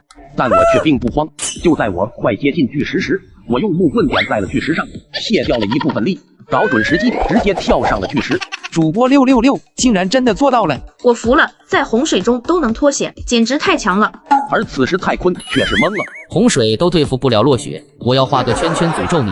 荒野求生第2天，我在洪水中逃生，却被主持人泰坤疯狂嘲讽。虽然落雪侥幸找到了巨石，但这洪水起码要等到明早才退去。今晚又是风又是雨的，我劝你还是退出吧。这不用你操心。刚说完，我就被冻得打了一个喷嚏，确实有点冷。我之前获得的沙漠骆驼天赋只对炎热有用，要是再拥有御寒天赋就好了。于是我点开系统，将剩下的2亿人气值进行了天赋抽奖。第一次啥都没抽到，第2次抽到了天赋，不过是声音模仿天赋。声音模仿可模仿任何动物不同状态下的声音。这天赋对于我现在的情况也没啥用啊，我总不可能叫一只鳄鱼过来将我带上陆地吧？我离开了系统，观察自己所处的环境，在闪电的光亮中可以看到后方竟是一片峭壁，我顿时一喜，只要到那悬崖上，那就不用担心洪水了。而这时水位竟在慢慢上涨，洪水很快就要淹没这个巨石，看来我得试一试能不能跳到对面的山崖上了。此话一出，观众们都惊呆了。什么？巨石离山崖起码有5米吧？主播确定不是在开玩笑？我看落雪就是吹牛，他现在在巨石上都不能助跑，而现在人类立定跳远的记录是3.75米，想要跳过去根本不可能。切！但我可是拥有系统的男人，所有数值都是正常人的5倍。我没有犹豫，直接一跃。如果主播真的跳到对面，那么人类立定跳远的记录将会被打破。但是如果跳不到，接下来主播就会被洪水冲走。刺激，太刺激了！下一秒，我双手竟扣住了山崖边缘，用尽最后一点力量，奋力将自己拉上了山崖。观众们瞬间沸腾了，他真的做到了！所有人起立，主播威武！我就想问一句，还有谁？我看着弹幕笑了笑，说道：“现在我终于脱离了洪水的危险，接下来我们就去找个地方睡一觉。”没多久，我在一棵大树下停了下来，背靠着大树，尽量蜷缩着身子，保持体温。就这样睡到隔日清晨，太阳出来了，暴雨也终于停了。大家早上好啊！观众们看着我的熊猫眼，顿时乐了。主播，你这黑眼圈太搞笑了，要不你再回去补个觉？我无奈地说道。我倒是想啊，不过我现在肚子已经饿得咕咕叫了。突然，我掏出匕首，瞬间朝树上刺去。刚说饿，早餐就来了。主播，这蜘蛛没毒吗？这你都敢吃？我笑了笑，解释道：“这是一只狼蛛，它们通常以昆虫为食，是有毒的，所以为了安全起见，我们需要切掉它的头，然后生火烤着吃。”于是我立马生火开始烤蜘蛛。烤好后，我3、2口吃完就继续赶路了。没走多久，我在灌木丛中竟看到了一条蛇蜕。这条蛇蜕相当完整，很有可能就是刚刚蜕不久的，说不定可以在附近找到那条蛇。而蔡坤却出来嘲讽道：“你就吹吧，一条蛇蜕还能给你指引蛇的方向不成？”我并没有理会蔡坤，而是小心翼翼地在附近搜寻着。仅仅10分钟，屏幕中竟真出现了一条蟒蛇。这是一条巴布亚蟒，是条无毒蛇。现在我们过去悄悄抓住它。我缓缓朝蟒蛇靠近，忽然抓住它的尾巴，然后朝地面砸去，紧接着一脚踩在蛇的7寸位置。观众们都看呆了，主播这操作太强了，我也想学。主播这下午饭也有着落了，真不错呢。荒野求生第3天，我早餐吃蜘蛛，午餐吃蟒蛇，却被主持人蔡坤疯狂嘲讽。我调查过了，接下来你将要经过利奥波德王山脉，那里可是有很多蛇的，我看你还敢不敢吃？此时我将蟒蛇吃完后，便继续赶路。没走多久，我就将水喝光了。这荒原的天气真是的，昨晚还爆发洪水，到了白天竟然这么热。忽然我双眼一亮，前方竟然出现了大量的树。我笑了笑，对观众们说道：“运气真不错，这个是纺锤树，也叫做瓶子树。如果大家在野外遇到这种树，那么恭喜你，你就不必担心缺水的问题了。”观众们顿时懵了，啥意思？这树难道还能储水吗？我好像听说过，非洲的猴面包树好像也有储水功能。没错，猴面包树和瓶子树一样，树干中能储存大量的水分。随即我拿出匕首插入树中，下一秒水便喷涌而出。此刻所有观众都惊呆了，这树怕不是个水桶吧？长见识了，我第一次见能喷水的树。像这样一棵树可以提供一家4口半年的饮用水呢。解释完，我就开始喝了起来。喝饱后，顺便将水壶也装满了。本着不浪费的原则，我顺便还洗了一下头。以前我一直以为主播只能在河边洗头，今天才知道树下也能洗头。等到洗完头后，便再次出发，一直走到下午5点，我才停了下来。看到前方的大山，我有些兴奋道：“这应该就是金伯利境内的利奥波德王山脉。翻过这座山，我就快离开这无人区了。”我在附近找到了一块岩石，刚好能当做今晚的庇护所。就在这时，前方的草丛中跑出来一只野兔，许多观众顿时就来劲了。野兔这是主动送上门来了。冲呀！今晚烤野兔。兔兔这么可爱，怎么可以吃兔兔？要吃就吃麻辣的。下一秒，我拿起棍子直接朝兔子砸了过去，一击命中，观众们都看呆了。扎野兔这么简单吗？厉害了，还是主播强啊！太没挑战了，看过主播之前的视频后，现在抓兔子我根本提不起兴趣了。而我倒是挺高兴的，今晚又有兔子吃了，不错不错。此时天色渐渐暗了下来，我也找了些木头，开始生火烤肉。吃完野兔后，我便心满意足的睡了过去。第二天一早，竟有条蛇正朝我靠近，观众们都惊呆了。完了完了，主播还没睡醒啊！这是啥蛇？有没有专家出来科普下？这个我认识，是澳洲虎蛇，它是澳洲排名第1的危险蛇类，比之前遇到的蛇都要毒。听到这话，蔡坤内心狂喜。嘿嘿，要是落雪被咬一口，那这次荒野挑战就得退出了。就在虎蛇快要扑向我时，危险感知天赋触发，我瞬间避开了攻击，我被吓了一跳。一大早就遇到澳洲虎蛇，同时观众们也瞬间沸腾了。主播666，什么情况？主播咋做到的？刚刚不是还在睡觉吗？这难道就是对危险的第6感吗？我没时间看弹幕，因为此时又多出来一条虎蛇朝我靠近。落雪被2条虎蛇包围了，这下看你这小子怎么应对。但随着虎蛇发出叫声，我忽然也有模仿的冲动。这难道是我昨天抽到的声音模仿天赋？原来是这样用的。接下来我就跟着2条蛇叫了起来。主播这是要闹哪样？不会以为学虎蛇的叫声就能让虎蛇认为它是同类吧？但下一秒2条虎蛇竟就准备离开了，所有人都傻眼了。怎么可能？主播难道懂兽语？2条虎蛇就这样走了，我还想看落雪出糗呢。又让蔡坤失望了，这次不仅不会出糗，还能多2条美味的食物呢。什么？主播难道想要搞偷袭？荒野求生第4天，我被2条蛇围攻，而主持人蔡坤却内心狂喜。落雪现在什么工具都没，碰到2条虎蛇，这下恐怕是要遭殃了。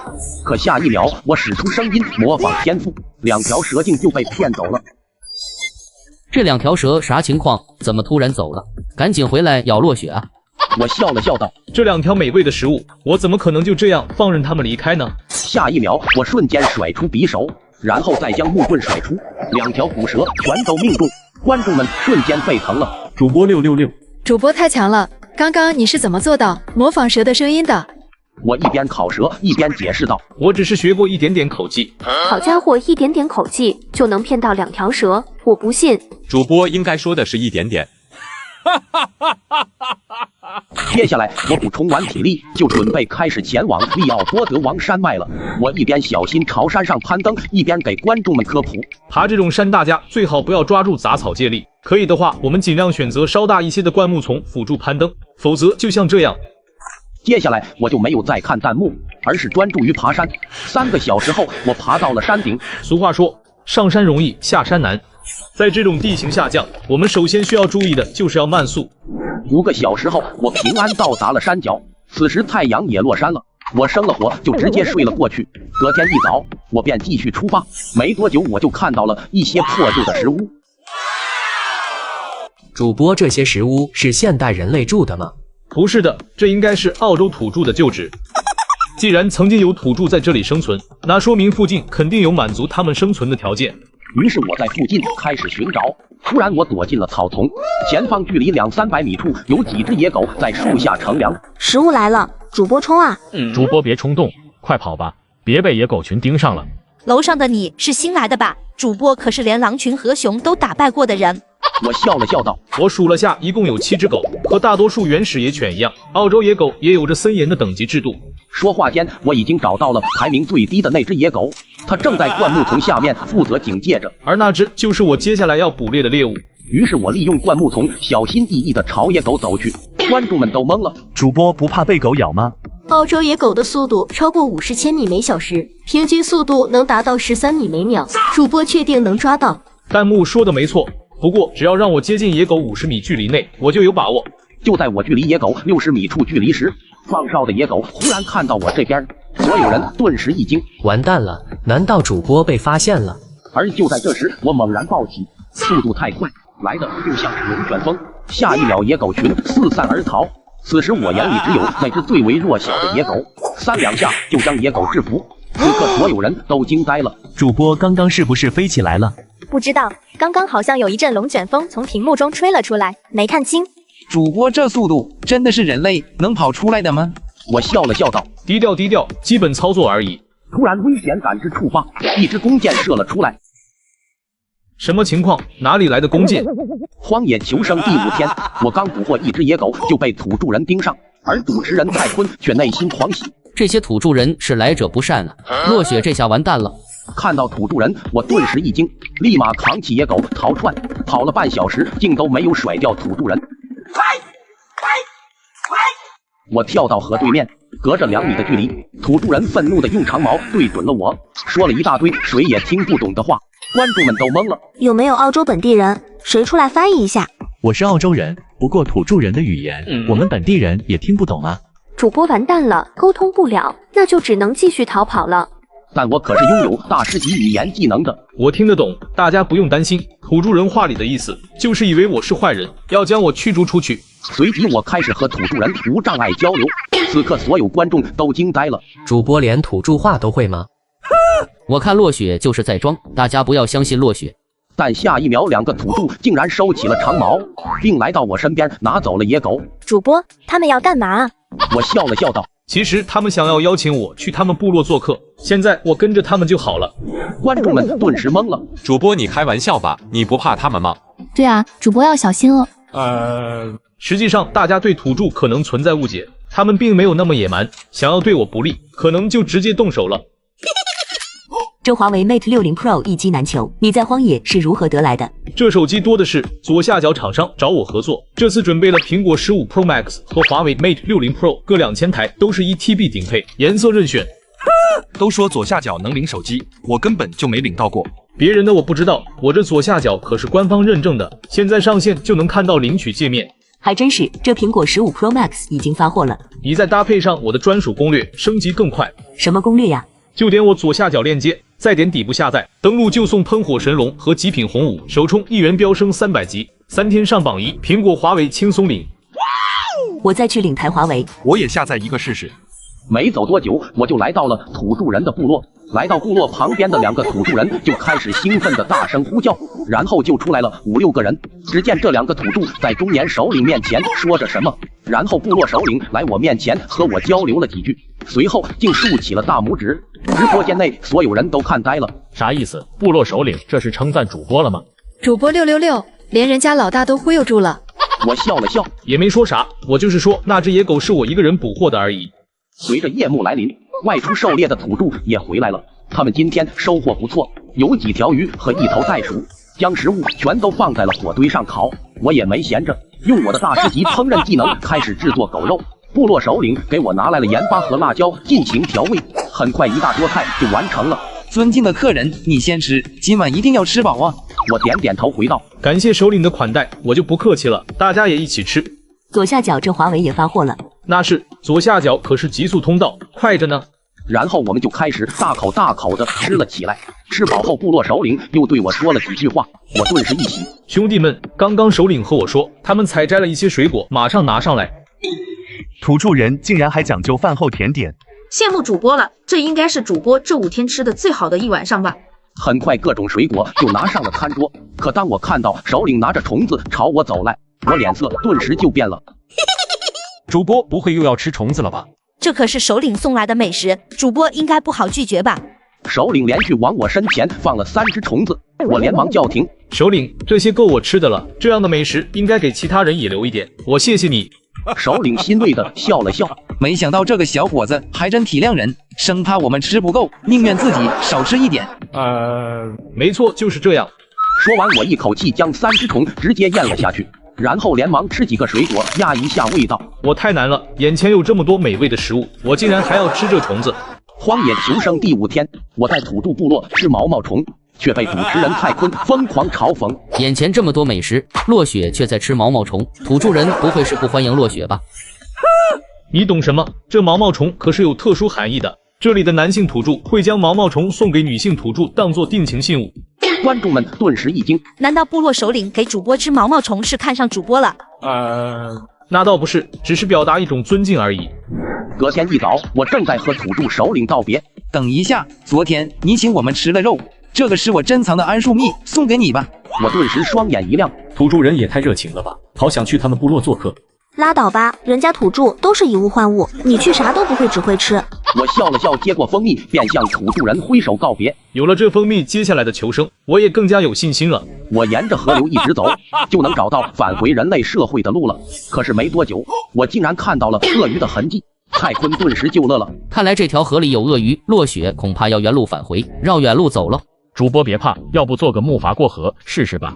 我走到河流前说道：“制作木筏理论上是可以过河的，如果有橡胶一类的东西，将它绑在木筏上，那就更好了。因为鳄鱼非常讨厌橡胶的味道。”那主播还等什么？抓紧时间找材料制作木筏吧。我摇了摇头道：“我不打算花时间制作木筏，而是准备从这里游过去。”观众们瞬间就炸锅了，游过去，主播怕不是疯了？主播难道不怕水里有鳄鱼吗？落雪口气也太大了，听坤哥一句劝，鳄鱼你把握不住，还是做木筏，别抱有侥幸心理了。切，虽然我游泳过去有些冒险，不是100%的安全，不过我有把握。随后我观察了1个小时的河流，大概有6、7只鳄鱼将头冒了出来。好了，我准备要过河了。主播别冲动啊！之前主播在洪水逃生和蛇口逃生，这次我相信主播。我笑了笑道：“大家不用担心，这河流宽度只有5米，而我游过这条河大概需要5秒时间。”这么有信心，那就开始你的表演吧。小心前面潜藏着一只鳄鱼，等待你主动送上门哦。我没有犹豫，直接跳入水中。不过好在我惊险地抵达了岸边，但此时后方有一条鳄鱼缓缓浮上水面，我连忙逃离了此地。观众们瞬间就沸腾了。主播666，太刺激了！要是主播慢一点，可能就要没了。主播，你是咋确定下河的时候周围没有鳄鱼的？我笑了笑，解释道：“其实鳄鱼捕食大多采用伏击的方式，所以理论上过河的时候，只要不是刚好在鳄鱼身边，我们就是安全的。”哦，我懂了。主播之前花1个小时观察，就是查看鳄鱼的位置。没错，鳄鱼每隔1个小时，它们是需要浮出水面换气的。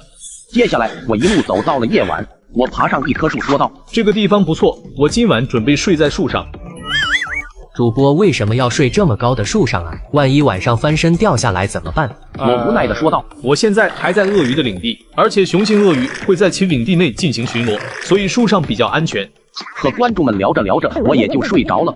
隔天一早，直播间就热闹了起来。树下好大一头鳄鱼，主播这下遭殃了，连跑都跑不了。而我却是笑了笑，说道：“大家说，用鳄鱼配上蜂蜜来当早餐，味道会怎么样呢？”此话一出，整个直播间鸦雀无声。落雪不是开玩笑的吧？难道是我幻听了？荒野求生第7天，我竟被鳄鱼盯上，而主持人蔡坤却内心狂喜。这条鳄鱼5米长，身上的鳞片具有强大的防御能力。现在落雪只有一把匕首，根本不可能对付鳄鱼。但我却并不慌。大家觉得用鳄鱼配上蜂蜜当做早餐怎么样？观众们顿时惊呆了。主播疯了！主播不会是想用你的20公分的匕首对付鳄鱼吧？别开玩笑了，据说鳄鱼和恐龙是同一时期的生物，基本上没有天敌。我笑了笑说道：“我没有开玩笑，就凭我这把匕首足矣。”哟，看来落雪挺有自信，可别上去送人头了哦。蔡坤，你这人怎么不判点好呢？以前主播每一次都是化险为夷，这一次应该也不例外。就是主播加油，我们相信你。看着观众们纷纷站出来为我说话，我内心有点小窃喜。大家不用担心，鳄鱼虽然有着坚硬的鳞片，但是眼睛是鳄鱼薄弱的地方，所以我必须精准用匕首从鳄鱼眼睛刺进它的脑袋，机会只有一次。随即我直接从树上滑了下来，而鳄鱼也朝我走了过来，观众们都傻眼了。主播快跑啊！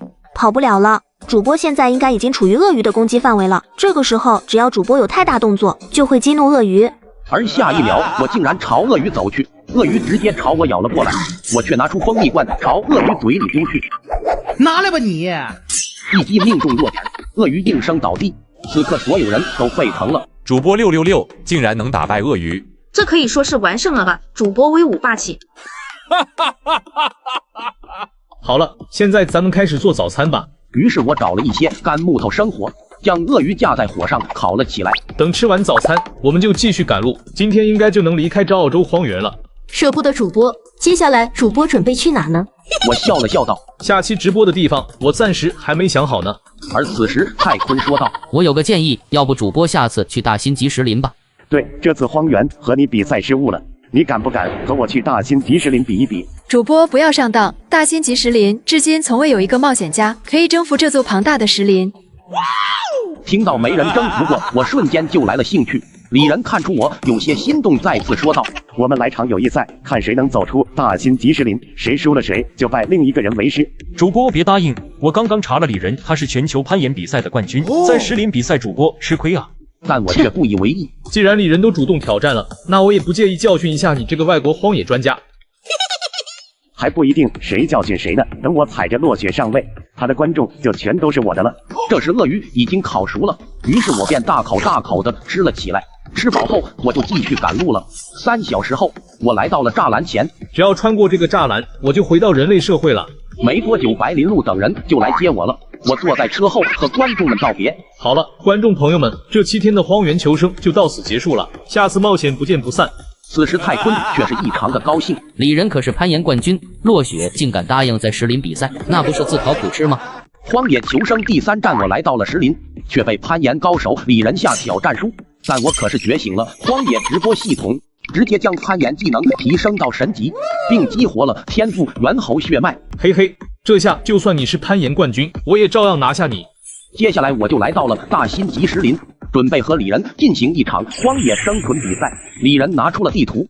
这几天我在大新级石林实地考察了下，这个求生地点非常不错，你看行不行？都可以吧，我无所谓。呵呵，口气这么狂，我可是比你们提前来了3天，周围环境都打探清楚了，我看你怎么赢我。当然我并不在意，在绝对的实力面前，这些小把戏根本不值一提。既然确定了地点，那明天会合一起出发吧。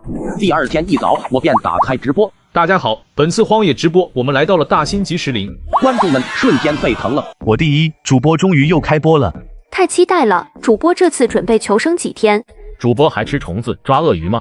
刚开播，我的人气值瞬间就冲到了5000万，李仁在一旁都看懵了。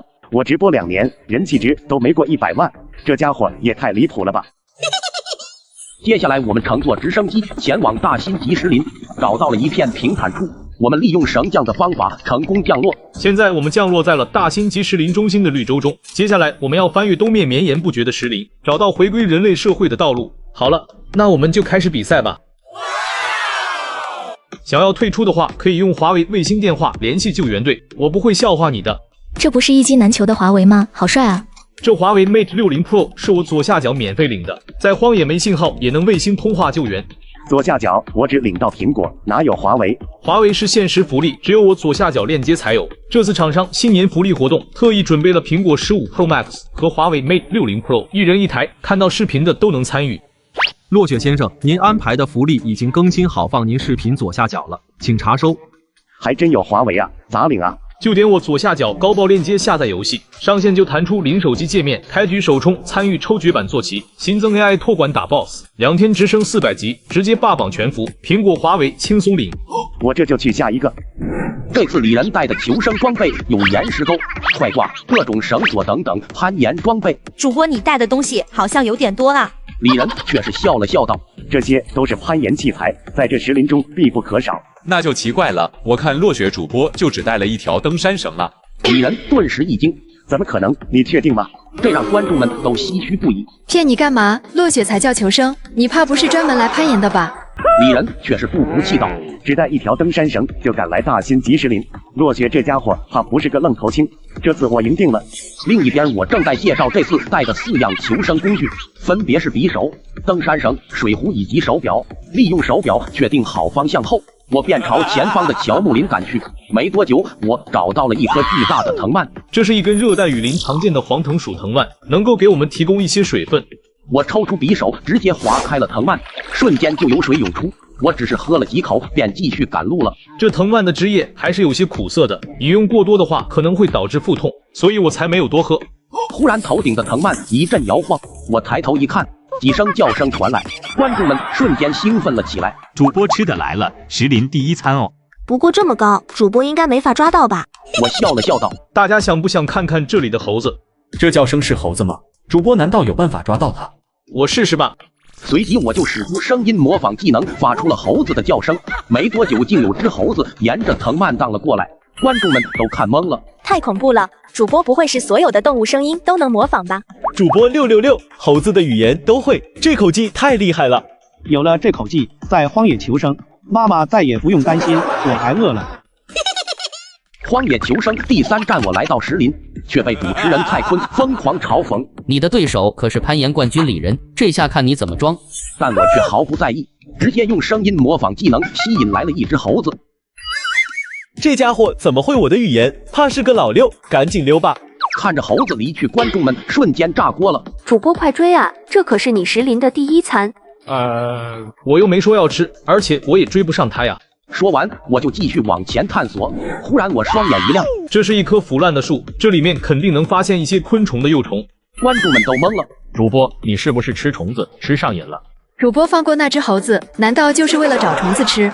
我老脸一红。你们以为我愿意啊？我这不是没办法吗？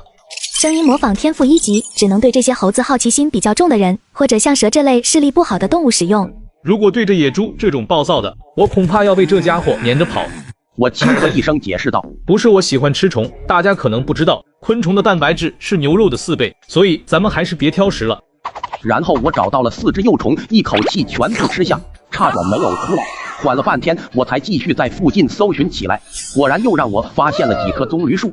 我笑了笑，和观众们说道：“这可是许多人在森林的救星。棕榈树的树心是可以食用的，里面富含大量的膳食纤维、维生素 C、钙等等。但是我对于吃树并没有兴趣，我可是要在荒野吃大餐的人。”另一边，李仁却在大口大口地啃着棕榈树。嘿嘿，棕榈心的味道真不错。主播，真的这么好吃吗？可是刚刚落雪却是一点都不想吃的样子。你们在说什么？落雪竟然不想吃棕榈心？难道他不懂这是多么珍贵吗？不是，落雪他懂，还详细给我们介绍了棕榈心的成分呢。李仁瞬间就感觉手中的棕榈心不香了，这家伙也太装了吧！有没有人知道他现在在干嘛？我刚刚瞅了一眼，落雪现在遇见了一条蛇，准备抓了当晚餐呢。真的吗？落雪这么强，我也去看看。李仁无语了，都别走啊！我继续吃树给你们看。另一边，我正给观众们科普着。这树上的是一条树蚺。一般来说，判断蛇是否有毒的标准就是看它们的脑袋，因为毒蛇的毒囊一般都藏在它的脑袋两侧，所以它们的脑袋呈三角形。但这个标准不适用于所有的蛇类。随即我就准备爬树，观众们顿时一惊：主播，这蛇的脑袋可是三角形的啊！我听说树蚺没有毒，主播确定没认错？我摇摇头道：三角形脑袋正是马达加斯加树蚺的显著特征，很多人经常会将它误认为毒蛇，但是其实它并没有毒。随即我拿出匕首，一飞刀精准命中树蚺，观众们都看呆了。主播666，这么轻松就抓到了蛇。主播今晚又可以加餐喽。我笑了笑，将蛇拿了下来。忽然我感觉蛇尾部硬硬的，伸手一摸，顿时露出喜色。这条树蚺好像有蛇蛋。而此时蔡坤却出来嘲讽道：骗谁呢？你当我们观众傻吗？蛇不都是从蛋里孵出来的，怎么可能在蛇体内？不懂就不要乱说。蛇类和蟒类不同，大多数蟒类其实是胎生的。顾名思义，卵胎生就是它们不会将蛇蛋排出体外，而是留在体内孵化蛇蛋。原来如此，长见识了。这条树蚺我们晚点烤着吃。现在我们再找找还有啥食物吧。我扛着树蚺来到了一片小溪处，这里的动物脚印有不少，所以我就利用附近的藤蔓布置了一些套活陷阱，这样明天的食物也就有着落了。就在我准备在河边清理蛇的时候，忽然听到了一声蛙叫。我拨开草丛一看，这竟然是只红色的青蛙，好漂亮的青蛙啊！主播赶紧抓它。这颜色这么鲜艳，肯定有毒，主播不要碰。我点点头道：这叫做番茄蛙，它的表皮确实有毒，不过去掉表皮后，它的肉质不仅没有毒，还十分鲜美呢。说罢，我就捡起棍子开始打番茄蛙。此时蔡坤却是郁闷不已，人和人的差距怎么这么大？落雪这边都要开始吃大餐了，而李仁却在啃棕榈心。荒野求生第一天，我在石林抓到了番茄蛙和树蚺，却被主持人蔡坤疯狂嘲讽。虽然你狩猎厉害，但是明天你将会经过石林，攀岩可是李仁的强项，我看你还怎么狂。但我却丝毫不在意。我刚抽到猿猴血脉，攀岩那不是简简单单。接下来我在附近搭建了一个简易的庇护所，然后生起火开始制作晚餐。不知何时，周围的蚊虫竟变得多了起来，空气异常闷热，蚊子变多，这是气压下降的征兆。气压下降啥意思？主播说人话。简单来说，就是要下雨了。说罢，我连忙跑到了一棵树下，直接拿小刀从树上割下了一块树皮，然后带着树皮返回营地。直播间观众看得一愣一愣的。主播不是说要下雨吗？为什么要割下一块树皮？主播不会吃肉吃多了，想吃树皮了吧？我笑了笑说道：晚上蚊虫肯定很多，这树皮可以用来驱蚊。然后我用一块石头将树皮捣碎，并用捣碎的汁液涂抹在了脸上，这是土著人常用的驱蚊手段，防蚊效果十分有效。观众们恍然大悟，主播太厉害了，连这种防蚊知识都知道。多谢主播，今天又学到了。此时另一边，李仁都快要崩溃了，脸上都被蚊子叮满了痘痘。更加不幸的是，石林还下起了阵雨，观众们顿时就乐了，太搞笑了，主播也太惨了吧！只要熬过今晚，明天攀岩就是我的强项了。今晚又是下雨又是蚊子的，落雪肯定也不好过。主播你错了，只有你这么惨。落雪他不仅没有蚊子咬，还在吃烤肉呢。另一边，我正在吃着烤蛇和番茄蛙。吃饱喝足后，我便说道：“好了，今天直播就到这里。今晚养精蓄锐，明天开始爬山。”主播我还没看够呢，我给你刷华为 Mate 60，你再播一会儿呗。不会是大哥这么难抢的手机，说刷就刷？抢啥啊？主播左下角多的是，我第2台都要到货了。我上次看都领完了。之前活动库存太少，这次特意换了新厂商，不仅库存足，领的还更快，下载的基本都领到了。我这台苹果15在新链接随便试试就到手了，比之前都简单。真的假的？你不信，从我左下角点进去试试，是不是一打开能看到领取界面？哎，还真有苹果15啊！我验证过，才和左下角合作的不限量的苹果15是我争取的最新粉丝福利，1人限量1台，都全新顶配机。我用不惯苹果啊，华为 Mate 60是不是很难抢？不难，你继续从我左下角优先领手机的链接下载上线，升级快10倍，一会儿华为准到手，隔天送到家。这么简单，我马上去。隔天一早，太阳升起，雨停了。我走到了昨天布置陷阱的地方，顿时一喜，2只野猫正挂在半空中。这么多肉，主播怕不是要吃上2、3天了。下次荒野求生，主播带上我吧，我帮你拿食物。我笑了笑，拿好2只野猫，便继续赶路了。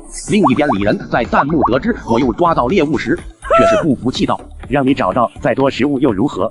接下来攀岩靠的是技巧，而不是谁的食物多谁就能赢。”很快，李仁来到了石林的边缘。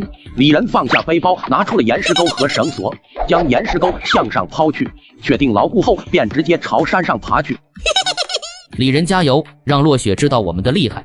与此同时，我也来到了巨石下。主播，你好像只带了一条登山绳，你打算怎么上去啊？对啊，登山绳对于攀岩好像没啥帮助。我笑了笑道：“我准备徒手攀岩。”此话一出，直播间瞬间炸锅了。什么？主播怕不是疯子吧？要知道，李仁可是装备齐全才敢进行攀登的，而主播想要徒手攀岩，恐怖如斯。主播要是爬到一半，就连反悔下来的机会都没了。而我却已经跃跃欲试了。我一边做热身运动，一边解说：攀岩我们要做好热身准备，否则在攀岩的时候肌肉拉伤或者抽筋就不好玩了。热身完毕，我便开始徒手攀岩。10分钟不到，我已经爬上了30米。主播身体素质真是强悍啊，就好像有用不完的力量一样。那可不，我的身体强度可是普通人的5倍。就在我爬到50米时，岩壁竟变得更加光滑。看到这一幕，蔡坤却是内心狂喜。现在你进退两难，这岩壁这么光滑，看你如何是好。蔡坤，你怎么还酸呢？主播要不是没带攀岩装备，怎么可能被困住？呵呵，又不是我不让他带装备的，这只能说明他狂妄自大。但我却不慌不忙地说道：“猿猴血脉激活。”下一秒，我竟然在光滑的岩壁上攀爬起来。蔡坤都看呆了，什么情况？这家伙手掌难道可以粘住石头吗？荒野求生第2天，我徒手攀岩60米石林，却被主持人蔡坤疯狂嘲讽。就算你徒手攀岩厉害，又能怎么样？在这石林中，困难还有很多，希望你能坚持住哦。但我却不以为意地继续前行。此时后方的李仁呆立当场。观众不是说落雪只带了一条登山绳吗？这家伙怎么爬的比我还高还远呢？落雪不仅爬得比你高，还比你快呢。60米31分钟就爬上来了，而你40米却用了38分钟。李仁顿时懵了，怎么可能这么快？他是不是作弊了？不好意思，落雪可没有作弊，爬这种难度的岩石，落雪只需要几根手指就搞定了，好吧？李仁满脸问号，什么意思？意思就是说，落雪是徒手攀登上这座石林的。此话一出，李仁瞬间瘫坐在地。不可能，我可是攀岩冠军，竟然被人用徒手攀岩打败了。另一边，我正在不断的翻越岩石，一直走到了晚上，我才用登山绳爬了下来，然后找了一些木头生起火，说道：“今晚就在这里凑合睡一觉，明早应该就能离开这个石林了。”隔天一早，我却是傻眼了，眼前竟没路了，只有一个岩洞。蔡坤顿时一喜，看来落雪之前的路白走了，还得原路返回，绕道走。而我却是笑了笑，对于一般人肯定就要绕路走了，不过我可是拥有系统的男人，还能怕这小小岩洞。接下来我就拿起一个火把朝洞内走去，忽然直播间中传出了水滴声，观众们顿时一惊，主播这里太黑了，好可怕，要不咱们还是回去吧。对啊，前方好像还有水呢，主播不会被淹没吧？别怕，在洞内火把没有熄灭，说明里面氧气充足，并且还有风吹过来，说明这岩洞是有出口的。说罢，我就继续向前摸索前行。就在水淹没到了膝盖时，突然有几道黑影从我头顶飘过，将观众们吓一跳。什么东西？别吓我！好可怕！主播确定这里安全吗？忘记和大家说了，这种岩洞里面蝙蝠很多，而且我总感觉水里踩到了很多软绵绵的东西，可能是蝙蝠的粪便。于是我一边和观众们解说，一边用火把驱赶着蝙蝠。蝙蝠的种类很多，并且身上携带的病毒多达139种，所以得加倍小心，千万不能被咬到了。而且这里除了蝙蝠，我并没有发现其他生物，那就说明蝙蝠捕猎就要飞到外面去，那我应该就离洞口不远了。说着说着，水位已经来到了我的胸口处，此时火把竟突然熄灭了，观众们瞬间就慌了。什么情况？火把怎么灭了？主播这下危险了，这种情况恐怕是救援队都救不回来了吧。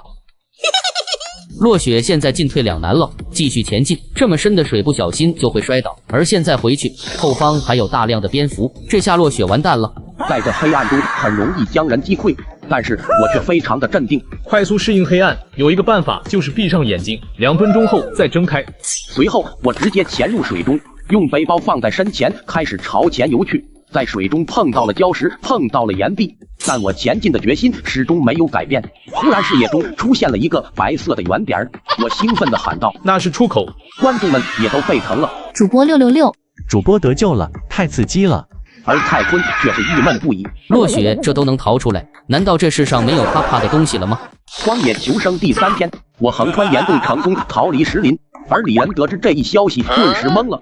这家伙只用了3天就走出了石林，而我这个攀岩冠军竟只走到一半，这家伙还是人吗？另一边，我正在选择下次冒险的地点。这次我要去动物多的地方，塞伦盖蒂大草原，我来了。主播准备啥时候去呢？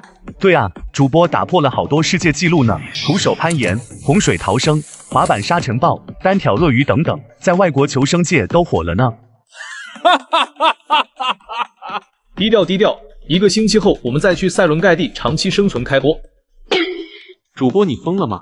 那里可是有许多凶猛的肉食动物，主播竟想在那里长期生存。此时蔡坤也出来嘲讽道：“落雪也太飘了，经历几次荒野挑战，还真觉得自己无敌了。在塞伦盖蒂长期生存，怕是在做梦。”咱们走着瞧。转眼7天过去，我如约来到了塞伦盖蒂。刚没走几步，就听到几名探险者正在讨论我。兄弟，你们来这冒险吗？怎么可能？这里这么危险。不过有个华夏男人徒手征服了大星级石林，你们听说了吗？是啊，我也听说了，所以专门过来看他的。看来大家都是直播，哪有现场看的爽？到时候我们组团直接坐观光热气球，去他生存的地方看看怎么样？好主意啊，我加入。我听着差点笑出声来，没想到自己现在已经这么火了吗？窃喜过后，我来到了热气球观光处，便开启了直播。刚开播1分钟，人气值竟就已经破亿了。主播，你这次是坐热气球去目的地啊？厉害了，主播花样越来越多了啊！这玩意我都没做过。热气球不会爆炸吧？安全吗？我笑了笑回道：“这个热气球是氦气球，是一种惰性气体，所以爆炸的概率是很小的呢。”说罢，我便走到热气球内，飞行员就开始操控热气球上升了。感觉好刺激啊！不过主播知道这玩意怎么控制方向吗？我笑了笑道：“其实很简单，大家看到热气球上根本没有方向舵，所以它是随风而行。不过不是乱飞哈，驾驶热气球不同高度、不同时间、不同地点，风向都是不一样的。想要调整方向，我们只要寻找不同风层就行。”主播懂得好多啊！不过你会操控热气球吗？我也想啊，不过旁边的2名飞行员肯定不会让我操控的，毕竟这玩意也是要驾驶证的。接下来，我便一边欣赏风景，一边向观众们介绍下方的动物群。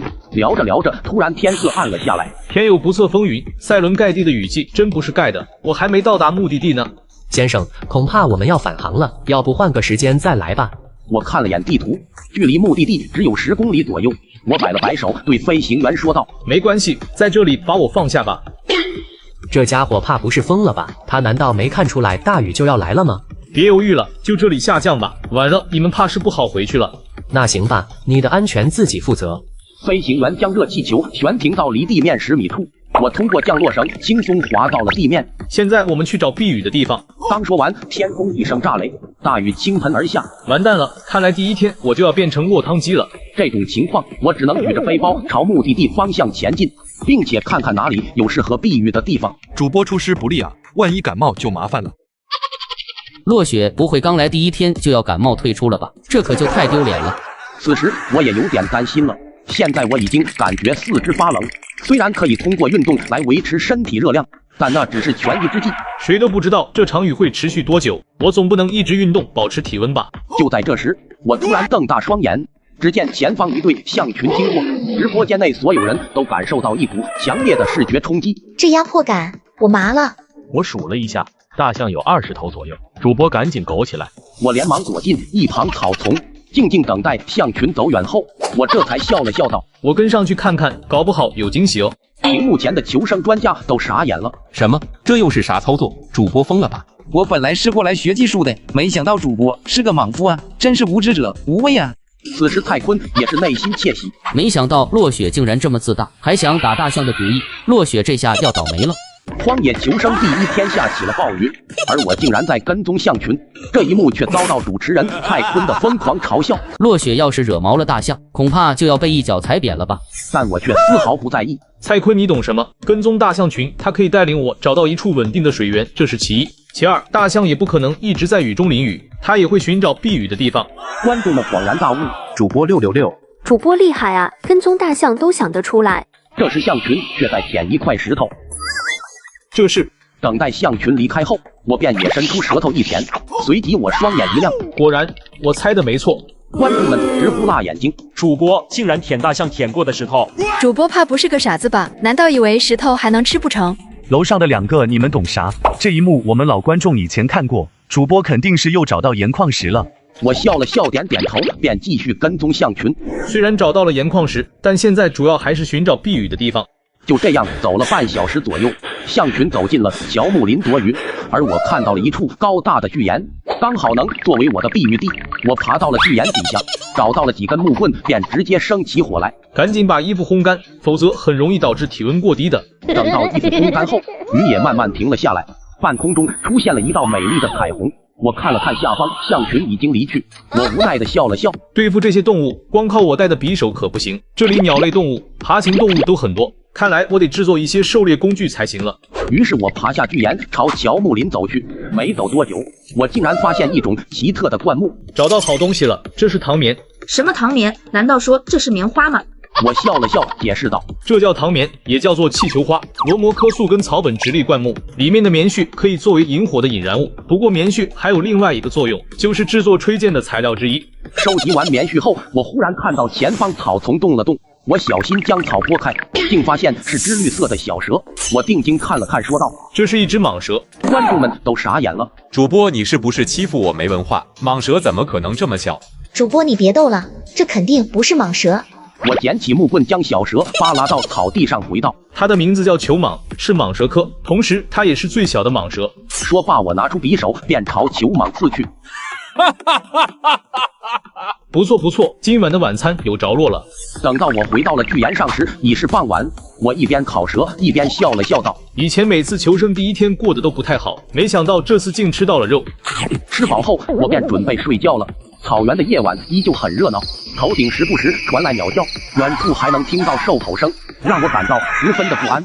等到第二天清晨，我想了想道：“我必须先做个狩猎工具出来，要不然总觉得没安全感。”于是我在附近找到了一根 V 字形的树枝，然后拿出匕首开始雕刻。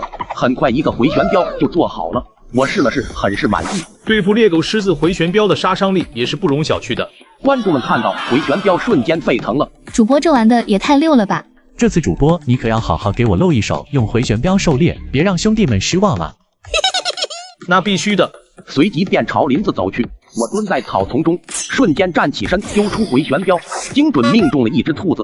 观众们都看呆了，这回旋镖杀伤力也太强了吧！主播回旋镖都用得这么熟练了吗？一击就中了。主播太帅了，我好爱啊！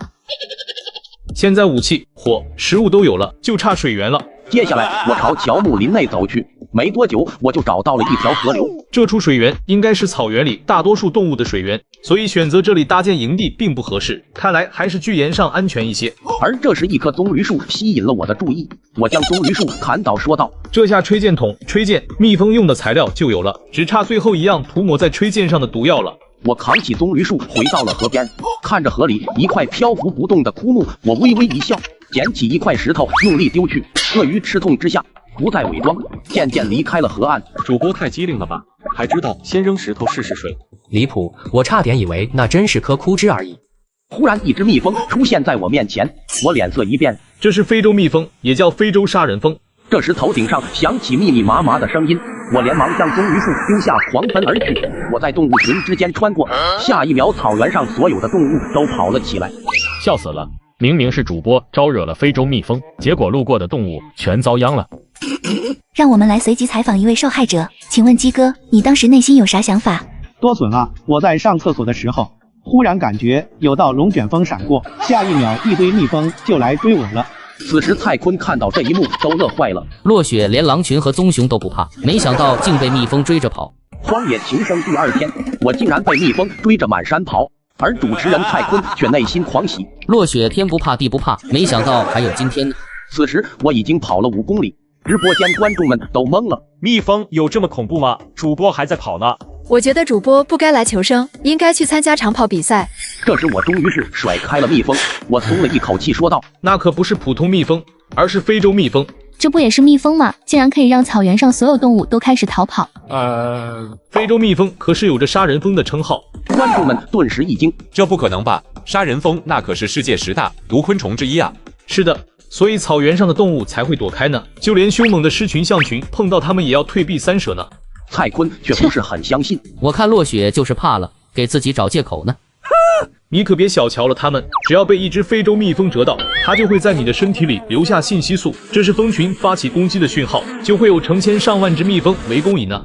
但蔡坤却发现了关键问题，既然非洲蜜蜂这么难缠，而它们的窝又在水源附近，那落雪取水恐怕就困难了。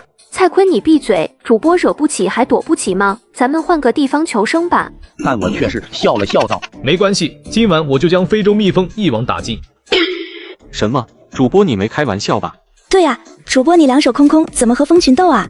我笑了笑道：“山人自有妙计，大家别担心。”接下来我先是收集了一大捆木柴，将一部分木柴做成了个木桶，用来装水，然后就开始生火，烤起了兔子。另外一捆木柴，主播难道准备用烟熏蜜蜂吗？别扯了，那蜜蜂窝挂在5米的树上，怎么可能熏得到？观众们纷纷开始猜测，而我却在不紧不慢地吃着烤兔。很快时间来到了下午，我拿起木桶和木柴来到了河流处，只见前方的大树上正悬挂着一棵蜂巢。主播，蜂巢很高啊，烟熏的方法恐怕是不行了。而我却是笑了笑道：“谁说不行？把蜂窝弄下来不就行了？”随即我就拿出了回旋镖。难道说主播想要用回旋镖将蜂巢打下来？可是打下来也没用啊，只会让他们更加狂暴。此时我则是小心翼翼地走到蜂窝下方，将木材做成了一个架子，随即火速向后撤离。我深呼一口气，拿出回旋镖，直接向蜂巢甩出，一击命中，蜂巢落在了架子上。下一秒，蜜蜂群便朝我袭来，我连忙火速逃窜，犹如上午一般。我所经过的地方，所有动物都夹紧尾巴，一边惨叫，一边疯狂逃窜。跑了半个小时，蜜蜂才被甩开。太搞笑了，跟在主播后面的动物太惨了，被叮得满身包呢。这就是主播的办法吗？怎么还是逃跑啊？我缓过气来说道：“没事，现在让他们再嚣张一会儿，天黑后蜜蜂肯定要归巢的，到时候再收拾他们。”转眼间来到了晚上，我悄悄地接近蜂巢，而此时我后方草丛中竟出现了3双眼睛，那是3只饥肠辘辘的猎狗，但我并没有发现，而是将火棒点燃，直接丢向了蜂巢下方。下方的干草瞬间被点燃，浓烟将里面的蜂群全部熏晕，观众们瞬间就沸腾了。主播666，这么浓的烟，这窝蜜蜂没跑了吧？跑？怎么可能？都在火里了，还想跑？就在这时，一只猎狗朝我扑来，危险感知能力触发，我立马掏出匕首，划出一道寒光，一只猎狗便倒在了地上。怎么？前面的2只猎狗还要上吗？那2只猎狗悲鸣一声，竟然就夹着尾巴逃走了。观众们都傻眼了，啥情况？主播直接把2只非洲猎狗吓走了。我不是在做梦吧？连狮子都不怕的猎狗，被主播一句话吓跑了。我笑着将地上的猎狗扛起，便回到了巨岩上。今天运气不错，收获100多斤的肉，不过明天就得抓紧时间把木屋搭建起来了。蔡坤看着我又开始烤肉，内心十分的郁闷。真的离谱，怎么感觉每次这家伙都能化险为夷呢？荒野求生第3天，为了防止夜晚动物们的骚扰，我竟然在树上建造了一栋木屋。原本以为可以睡个好觉了，半夜却被大量的蚊虫叮咬。我明早一定要找到驱蚊的物品。于是第2天一大早我就开始寻找，很快我就看到一个小家伙正在疯狂的挖地，我顿时一喜。这是一只蜜獾，也被称为非洲平头哥。这就是令无数动物闻风丧胆的平头哥吗？原来这就是那个头铁的动物了，好像说遇到狮子老虎都敢硬刚呢。没错，看样子它正在掏蚁窝，而蚁酸就是我要用来驱蚊的东西。随即我走上前，使出声音模仿技能进行交流。小家伙，这蚁穴和蚁卵归你，蚁酸归我，如何？没想到平头哥瞬间暴怒，啥都没干就想分走我的战利品，我忍不了啊！直播间观众们都看呆了，主播这是什么操作？难道在和平头哥沟通吗？我看平头哥都生气了，这下落血糟了。下一秒蜜獾猛然朝我冲来，我一脚将其踹飞。你这小家伙真不讲理，我不是在和你商量吗？非要我动手？我摇了摇头，不再搭理平头哥，而是准备亲自动手挖蚂蚁洞。没一会儿，平头哥竟再次朝我冲来，不出意外再次被踹飞。就这样来回攻击了10几分钟，这家伙竟丝毫不怯，这让我有点欣赏起他了。如果将这家伙收为宠物，不仅可以帮我守护食物，夜晚睡觉的时候说不定还能帮我放哨呢。说着说着，我便挖到了蚁酸。此刻平头哥再次冲上来，我直接一个飞踢将平头哥踢在蚁窝呢。我没有恶意，只拿这一个，其余的送你了。接下来我回到了营地，观众们都纷纷好奇地问道：主播这东西真的能防蚊吗？我笑了笑回道：当然可以，蚁酸又叫做甲酸，就在蚁巢周围的泥土里。不过蚁酸对人体来说其实是一种有害物质，但是它会产生刺激性气味，蚊子都不敢靠近的。原来如此，今天又学到一点。接下来我提着木桶去河边取水，开始准备今晚的晚餐。就在这时，我忽然听到了打斗的声音。咦，这声音好像是上午遇到的平头哥。我拿起木棍悄悄靠近，发现老熟人平头哥正在被3只猎狗包围着。看来这3只猎狗是看上平头哥抓到的蛇了。这时3只猎狗同时发起进攻，一只猎狗去抢食物，2只上前阻挠平头哥。但平头哥竟直接挣脱束缚，朝那只抢他猎物的猎狗咬去，将猎狗吓得连连后退。以1敌3，竟然不落下风，直播间都沸腾了。昨天平头哥被主播一脚踹飞，我还以为他很菜呢，今天一看原来是大佬啊！平头哥加油，给猎狗一点颜色瞧瞧。而我却是很郁闷，本来还想英雄救美的，直接将平头哥收服，没想到这3只猎狗这么不给力。我摇了摇头，朝3只猎狗走去，一棍子抽在猎狗头上，另一只刚想逃跑，我又是一棍抽在他腿上，3只猎狗全部落荒而逃。平头哥见状，立马摆出防御状态。我笑了笑道：不用紧张，我对你的猎物不感兴趣，不过你有没有兴趣跟着我？我保证以后你在草原上谁都不敢抢你猎物。平头哥听得有点似懂非懂，你的意思是说，只要我跟着你，以后就是草原上最靓的仔了？没错，虽然你天不怕地不怕，但是双拳难敌4手，要是今天5、6只猎狗围攻你，那你怎么办？这些我都不管，我只要当草原最靓的仔。一言为定，以后你就跟着我了。观众们都看呆了，什么情况？主播竟然真的能和平头哥交流？离谱啊！这家伙到底还有多少秘密？